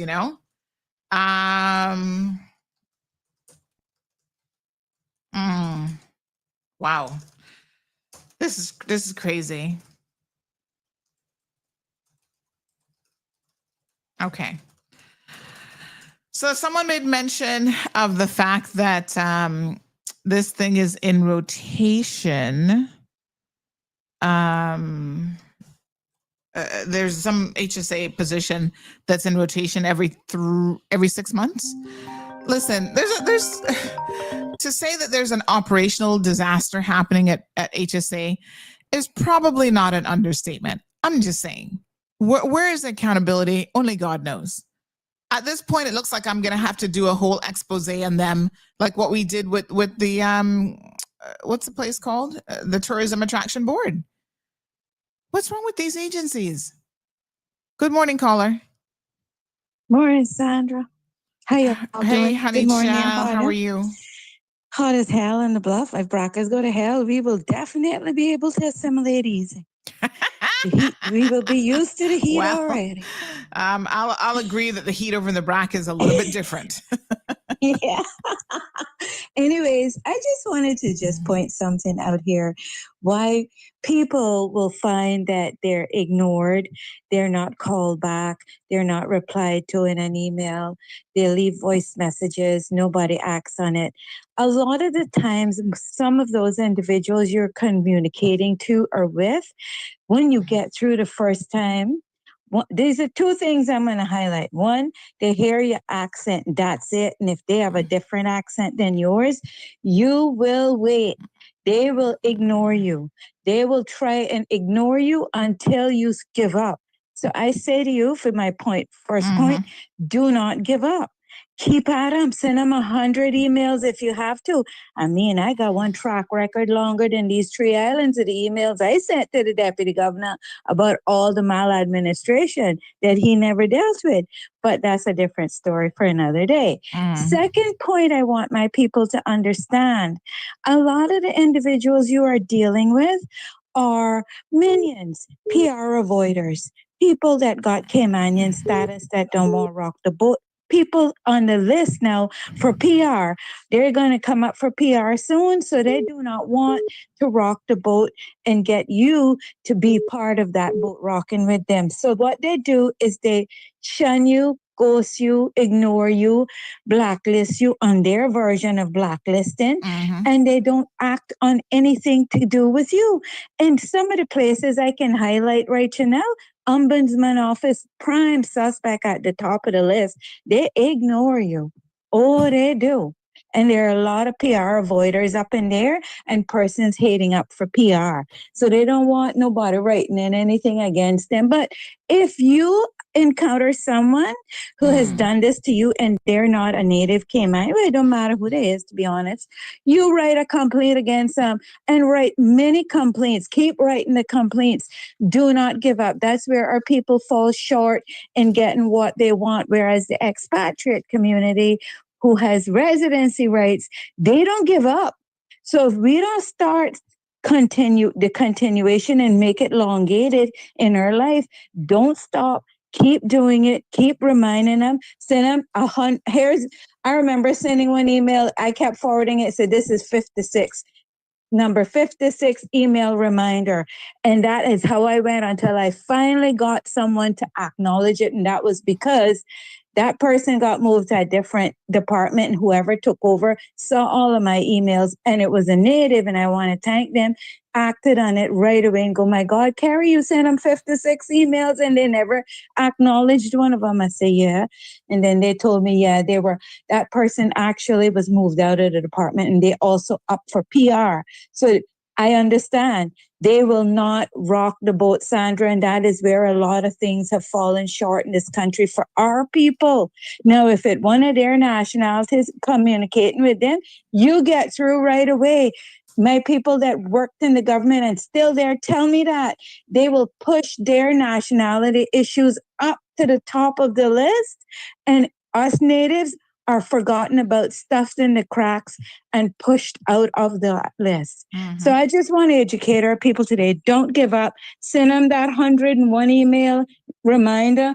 Keep at them. Don't give up. Don't stop, because that's what the expats do with residency, and that's why they get through, and we give up after 2 emails and don't want to bother to go forward. And I want to say to Elizabeth today, I really hope you get some relief for your mom, because that is very much horrible. That is the most horrible thing I heard this morning. And I couldn't believe that that's still going on. That just shows you the mindsets of some of the individuals employed in these government departments. Like I say, if they're coming up for PR or they're working through their 8 years, they're not going to rock the boat, and they will not allow you to rock the boat. And this is where accountability needs to be the forefront in the Cayman Islands government, and the deputy governor. He needs to step up and make sure too, because he is falling way behind and holding people accountable. Y'all have a great day. Have a good day. Thank you, my dear. Appreciate it. 936-2626 is the telephone number. I'm going to go into overtime just a little bit this morning because I'm still playing catch up on a lot of different things. I better try and go pay us a UC bill. That's what I better try and do. Good morning, caller. Hello, honey child. Good morning. Hi, good morning. How you doing? Good, how are you? I was beginning to think you didn't want to talk to me today. Oh, my goodness. No. Oh, my God. I will call in. I started calling to give Miss Brenda like 7,000 to go. Right? Because she is dead spot on point. I actually had my own experience with this referral thing. Unfortunately, mine wasn't. I say unfortunate because, I'm at the wait for it to get out of hand. But it is unacceptable. I have a child who has special needs. Will likely be in therapy for upwards of the next 10 years. I had to go in and apply for some clinical services. Hold on 1 second. I'm just merging the calls. Caller, hold on. We have another caller already talking. In services. One second for me, caller. The phone line's hot today, so I'm just going to put everybody on the line, but you'll continue talking. 1 second.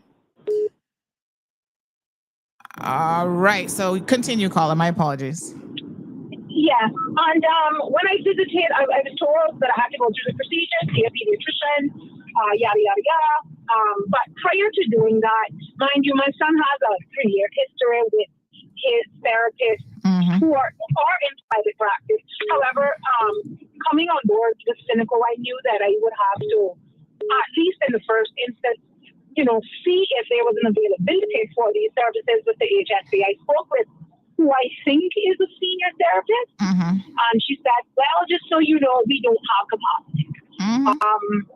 I would say I have a complex case. I'm not suggesting that the professionals over at the therapy area there don't have the capacity to do it as in intellectual or educational capacity. I'm talking about time and space. I have heard the cries of that therapy area for quite some time now. And we also, we know that, at least in my opinion, in certain areas of the HSA, it is overstaffed and underworked.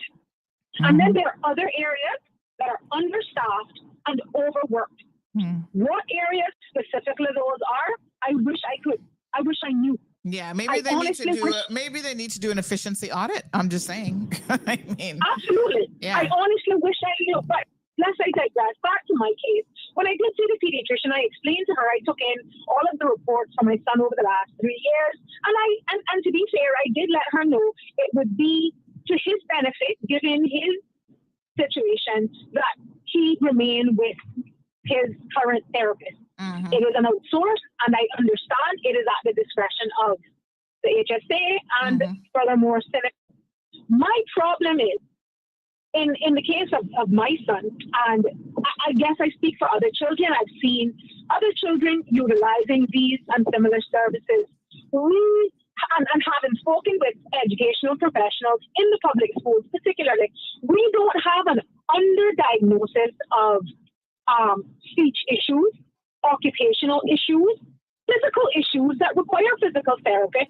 We have an underdiagnosis. We have an underdiagnosis of learning needs and difficulties. We just throw our eyelids in them.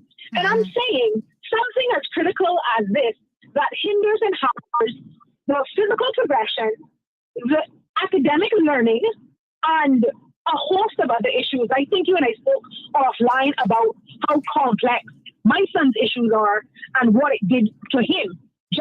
And then where we are now, having access to these services.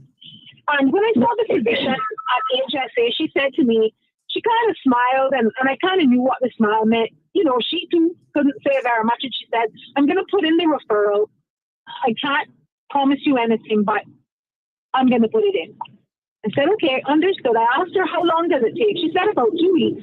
It should take about 2 weeks for them to make a decision. I said, okay, no problem. I mean, where do parents who are in positions like me and other people who require these services. It's not we like it. We require these services. The HSA is not capable. It doesn't have the capacity to meet these needs. Where do we turn? Where does the CMO get off? And I understand and 100% on Miss Brenda that he is carrying out a directive, and I get it. But at the same time, at the expense of what? At the expense of what? We have. I heard a young lady call in and speaking about her mother who has chronic pain issues, and it's kind of like, new loops, new levels. You know, when who do we hold accountable? First of all, because I'm hearing, well, it's really not the minister because, they answer to the board. Well, I mean, who do all of these, what I perceive as deficiencies, whether they're administrative or operational, who do we complain about these things? These are critical services that our parents, our children, our grandparents, ourselves, that we need access to. Where do we turn? Where do we turn? I mean, outside of paying for it privately, and God forbid if you demonstrate the ability to be able to do it because you understand the critical need of it, then you are just SOL. It is awful. And what is the solution? I will leave you there, and hopefully somebody listening on the airwaves will be able to provide something through the channels, even if it's anonymously. Like, what is going on? Because it is a mess. It is a royal mess. All right, leave me there. Yeah, that much we all can agree on. It is definitely a royal mess. Thank you so much, caller. We have another caller on hold. Good morning, caller. Welcome to the program. And just a reminder, folks, when you're on hold, be mindful of that so that you're not making background noise because somebody was just complaining that it was distracting. Morning, caller. Good morning, Sandra. How are you? Morning. Thank you, my dear. How are you doing? I'm doing well. How's the leg? Yeah, it's coming along, girl. Did enough walking all over Austria and Switzerland and Italy and Germany. And Good. I am so happy for you. With that long flight, God. I am going to say something to you because I know you're sure you feel fine, but make an appointment this week and go and see your doctor. Just have a D-diamond Doppler. Yes, I'm going to go do physio. Okay. Yeah, I'm going to go do physio and stuff as well. And yeah. But check the blood because you did long flights and that sort of stuff. And you're just having surgery. Your danger zone is anyway from the day you have surgery all the way till 3 months. And since you had knee surgery, this is where embolisms start from the bottom and come up. And I'm a pro in that now because I went through it. But going back to this, first of all, I want to say good morning to all of the HSE staff members, especially the accident and emergency team and all of those that are in and out of surgery there. We have that whole team, I would say, is 90% Jamaican. And I want to applaud all of them that have come and work. I know there's other doctors there from different countries, especially Dr. Nichols is from Barbados and all of that. I want to applaud the nurses. I want to applaud the doctors for the hard work that they do. And every December, I make that known. I've been doing that now for nearly 40 years. I go around and I make sure that they are recognized every December. Put that aside. I agree with Brenda. The left hand don't know what the right hand is doing and they don't talk to one another. But that's, again, the whole system in government. Number two, the other point that I want to make is when civil servants bring something to the table that benefits all of us, you want to find out what jealous they can do and how they can destroy each other. Sandra, I'm a civil servant that created revenue in 2 different departments. And that revenue goes into general to pay all the staff that is still on board and all of us that are retired. One is in the cabinet office, right? That was the first one I did, which is now making in the thousands or close to millions, I think, because of the quantity of money that is being made now from our tax that are taken and certificate. We're making that also from appeals tribunal, which I set up in 2000 and was the secretary of for 5.5 years. but also in education when I came on and when Roston brought me in there in 2009 to help and assist him. I also brought over international testing, which actually dropped into my lap through students, young students that wanted from the prep school. And just to say this, here it was, a young Caymanian that was doing something that was making revenue. I want to say it again. That is revenue that was paying the politicians, paying the bills, paying civil servants. And that was in the hundreds of thousands a year. Okay? It was destroyed by one politician and 5 women, 5 other women. And today, my deputy governor, who has heard my story, today has not picked up the phone and said, Lisa, I need to talk to you. We also have an accountant general. We also have an auditor general. So we're good at like pointing the fingers and wanting the benefit. But it's my own people that tried to destroy me and destroy the revenue that I was making to help my people. You tell me, who do I complain to? See? So I wanted to put it out there this morning for my public to hear me. There are good civil servants that work hard, and I stand for every one of them that work hard. For those that sleep to the top, I have no use for you. For those that mess with people's husbands, I have no use for you. For those that are crying down and working on the benefit and hard work of others like me, I have no use for you. But for the civil servants that are working hard and bringing something to the table, I applaud you. And I stand with the other young ladies there. Because our staff force now in the civil service are 90% foreigners that have permanent resident and Cayman status, with husbands and wives working in civil service.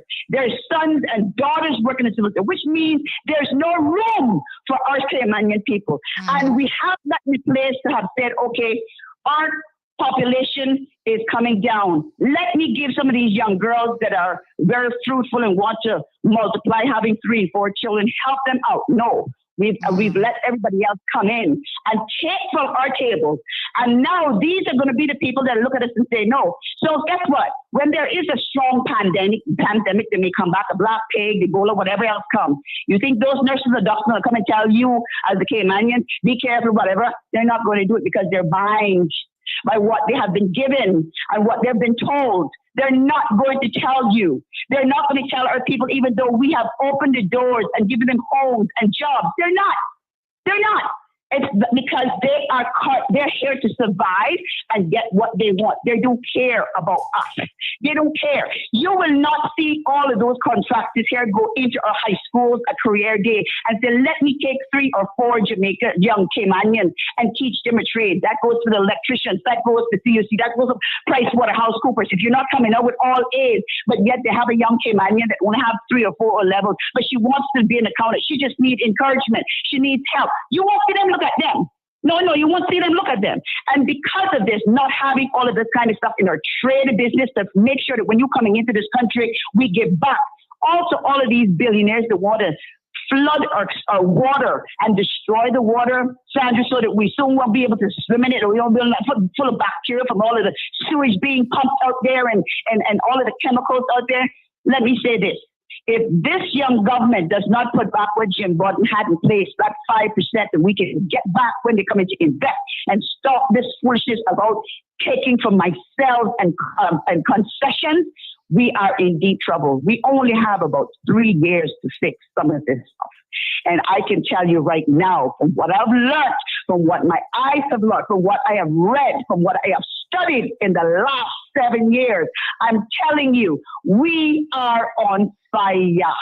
And Caymanians better start looking towards one another, helping one another, and doing what it needs to stand together. Because I'm going to say this again.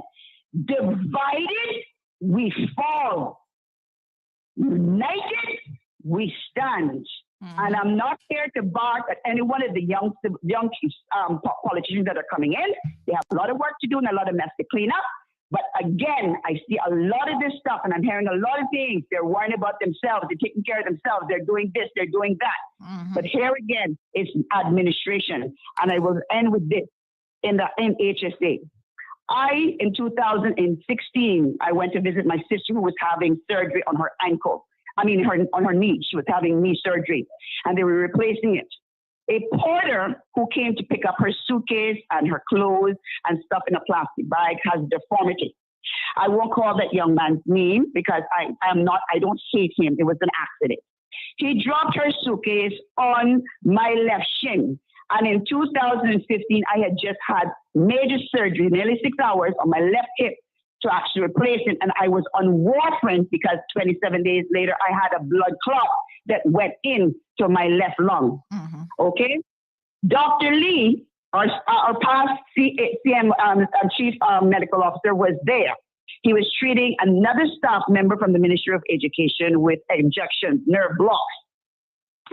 And when I fell, I screamed, and he came along with the nurse Sharon Buckley came there, and they were treating me. And he said, of all the people I wanted, would not have wanted this to happen to you because you've had so much complications from your previous fall.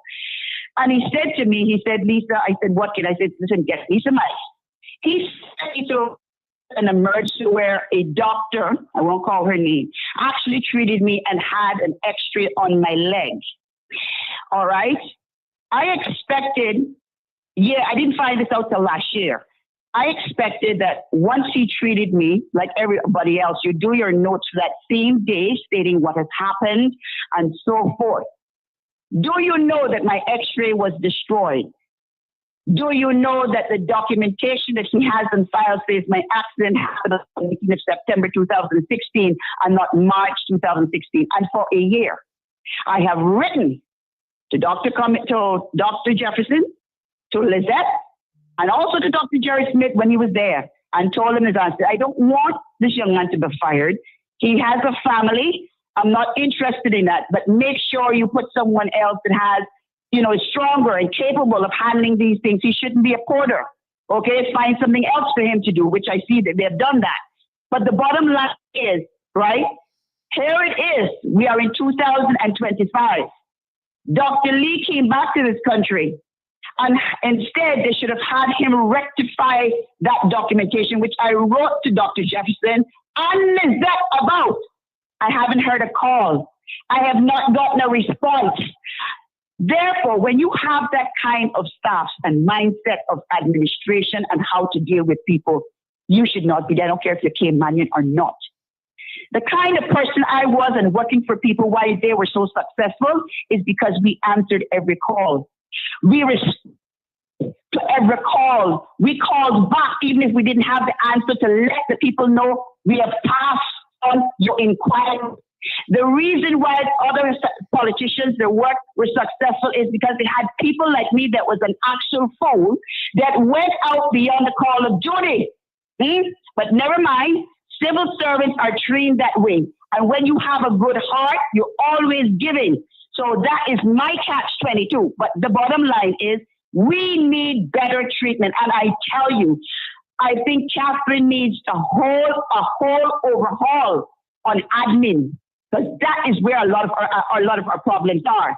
But then again, now we need to also go back to Mr. Michael Miles and others and say, look, 99% of one nationality is not good for us. Let's level the playing field.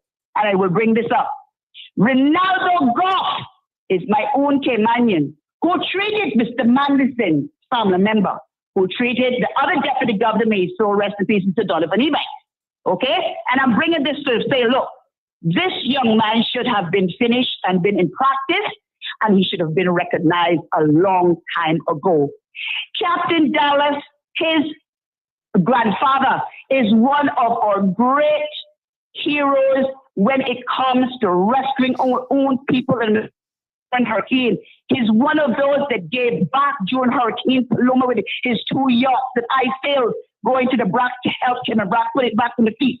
He has been the pillar of going from on high seas to help. He's also one of them with Captain Marvin that developed the beautiful Stingray City and many others out there. Can we not find it in our hearts to do what is right for this young man and make sure that that young man becomes a doctor rather than the ups and the downs and all the stories that I've heard? It's BS. Get him the scholarship he needs to finish with a nice acclaimed university. Get him in there and let him get what he needs to get done. I end with that and I say thank you, Sandra. God bless you. Keep doing what you're doing. Thank you, my dear. All right, folks, 9:52 will go until 10 o'clock this morning. Yes, honey child, what a mess. All I can say is there's a lot that needs to be fixed around. Yeah. What a mess. Oh my God. There's just so much. I'm still in vacation mode a little bit because my poor brain is trying to figure it all out. Good morning, caller. Okay, deep breath. Right. Lord Jesus. I'm going to end this conversation for Elizabeth by telling her I've given her the advice that I can. I'm telling her what worked for me. I agree with Brenda. I think the Minister of Finance, Minister Anglin, and Minister Wilkes, they need to coordinate. And I am pretty sure during the last government's tenure, I can probably attest and swear that they themselves had issues getting referrals. And at that time, Minister Wilkes was a minister. So yes, they do need to coordinate because they would be aware of the issues that happened under the last government. But what I am going to say, on putting everything else aside, I hope that Elizabeth is able to resolve this issue. It's not an easy issue to resolve. I understand she wants results and wants it immediately. I'm going to flip the switch, and I understand that she said that her mother was seeing a private sector chiropractor. My only suggestion or advice to her is she can call me personally and I can tell her what chiropractor in the private sector not to go to. And you know exactly what I'm talking about. I can't talk about it. That's not the one she's been going to, don't worry. Okay, so there's a certain chiropractor nobody should go to, but that chiropractor still happens to be in business. And when it comes to HSA, I give them their kudos where they must be given. As I say, my GP is from HSA. My gynecologist is an HSA gynecologist. And it was HSA's trauma team in emergency that saved my life 7 years ago. They saved my life. They're no longer at HSA, but they saved my life. They're both now in private sector, Dr. Felix and Dr. Blake. And that was there's an official word for it. Anyway, my lung was punctured, and you know the rest. It's not exactly a secret. So, yeah, as long as that it's not a particular chiropractor that practices here, then she's okay. You know, I'll put out a shout. I'll give a plug to Modas, who I find to be excellent, but there may be other excellent chiropractors on the island that I'm not aware of. I can only speak of what I know and what my experiences are.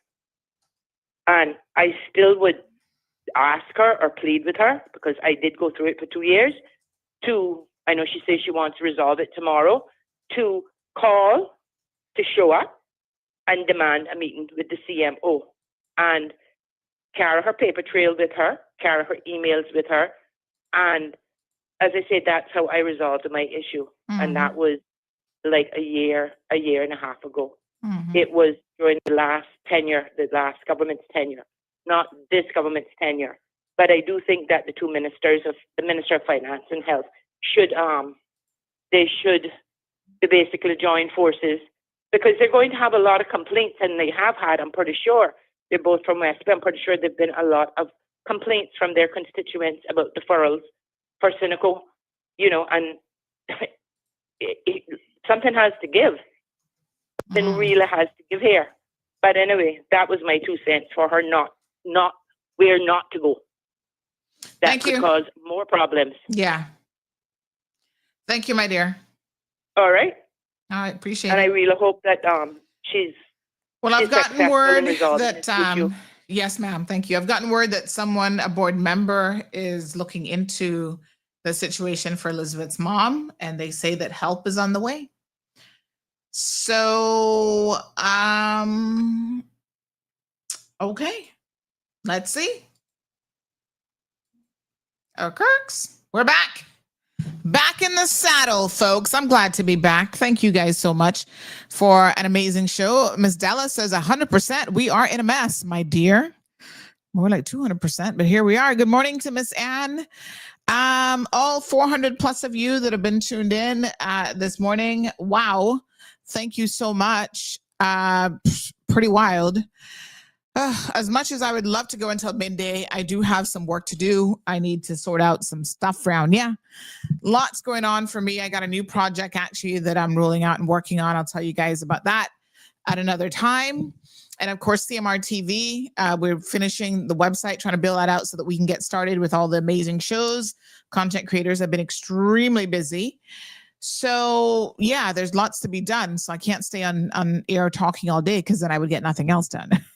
And we need action, not just talking around here. So I want to do a big shout out to a few of the government ministries who have actually come on board with us for CMR TV collaboration, and they are going to be having essentially their own shows. So big shout out to the Ministry of Education and Training, Honorable Ralston Anglin. Big shout out to the Honorable Isaac Rankin. His department, or his ministry, I should say, rather, is going to have a show called their Ministry Matters show. They're customizing it, calling it 4011. I like it. And we're still trying to move the needle on a youth-sponsored shows. We want 2 shows for young people, one for the younger ones, one for the high school kids, and a culture show as well. So there's a couple more shows that we're really trying to get sponsorship for and to get sorted out. Also, big congratulations to the Cayman Island Football Association, who will be sponsoring their own show as well, so that they'll keep you abreast of all the things that's going on with CIFA, because I think they do a lot, but unfortunately a lot of times people don't know, what they're doing. You got to be able to get out there and sing your own praises, honey Jill, because nobody else is going to do it for you. So I do want to acknowledge that yesterday was a day that we should have been thanking all teachers, and of course teachers play an enormous role in the lives of our children. And, it's so important that we acknowledge the important job that they do, and just saying thank you. So yesterday was World Teachers Day, and we had a message from the minister, Mr. Anglin, Honorable Ralston Anglin. I'm going to play that message now.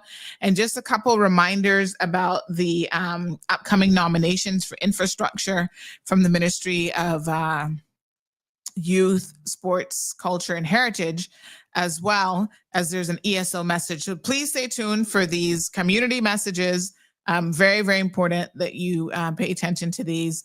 And then tomorrow morning, we'll be talking about the Second Chances program. I was hoping that we could have gotten to that today, but we didn't. So that's fine. But tomorrow will be the Second Chances program, where we did an exclusive interview on Friday with the Deputy Governor, Mr. Frans Manderson. We had some questions about how this, Second Chances works after Mr. Bruce Blake, now Bruce Stevens Blake. He had a name change. I think somebody said he took his wife's name, which is so weird. It's unusual for on this side of the world for us to do that, actually. I guess he's trying to help Google. He's trying to disappear in Google. So when you Google Bruce Blake, he's got a new identity. But why keep Blake at all? Like, I would have just dropped the Blake. I mean, not for nothing, but, tainted name at this point. But anywho, so we'll tackle that tomorrow. We'll learn a little bit more about the program, and then we'll have a discussion about opportunities across the civil service and how, as civil servants, some of you guys are struggling with understanding how, there's justice for you. So we'll see. All right. So here's a few community messages. Please stay tuned for these. On this World Teachers Day, we celebrate the heart of our education system, you, our teachers. Teachers play one of the most important roles in a child's life. From the first letters they write to the dreams they chase, our young people spend their most formative years with teachers, and their impact lasts a lifetime. Every educator helps shape not only our students, but our communities, our economy, and the future of our nation. As we look to the future of education, we must continue to support teaching as a collaborative profession, one where teachers work together, grow together, and succeed together. Because when our educators thrive, our students do too. To every teacher across the Cayman Islands, we see you, we value you, and we honor you today and every day. Happy World Teachers Day.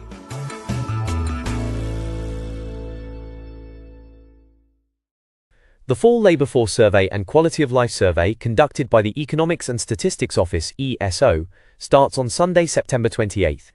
The Labour Force Survey seeks to collect data on the employed and unemployed persons in the Cayman Islands, as well as those who are not in the labour force. The Quality of Life Survey seeks to gather information on life satisfaction, sense of well-being, financial security, economic outlook, social inclusion, sense of belonging to the local community, and perceived health.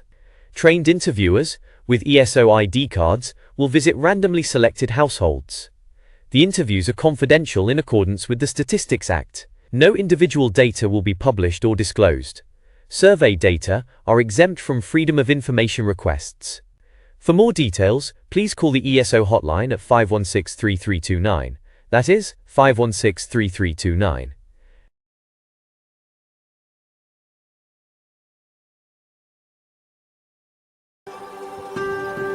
Infrastructure is more than roads and buildings. It's our lifeline. From pioneers who paved the first paths to today's crews and engineers who keep us going.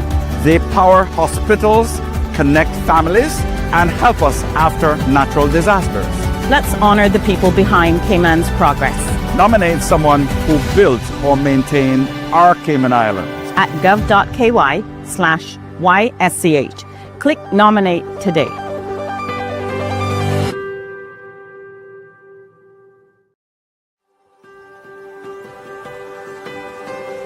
The Ministry of Youth, Sports, Culture and Heritage is pleased to announce that the nominations for the 2026 National Recognition Awards are now open. Nominate individuals and groups who played a key role in developing the Cayman Islands' physical infrastructure. The categories include landmark leaders, infrastructure innovators, and the builders of Cayman. Visit gov.ky/YSCH. Click on the Nominate button to make a nomination. Here is a step-by-step guide to fill out the form. Before starting, please read the instructions, the award categories, and the eligibility criteria. Step 1. Enter your personal information and select the award category for the person or group you are nominating. Click Yes to confirm that your nominee meets the criteria. Step 2. Enter the nominee's full name, date of birth, and district. Indicate their current status, whether living or deceased, and ensure you have the current contact information for your nominee and their next of kin. Fill out the submission detail and provide any supporting documents and a reference to support your nomination. Step 3. Review your submission and make any changes by clicking the previous button. When you are ready, confirm and agree to the terms and click Submit Form to make your nomination.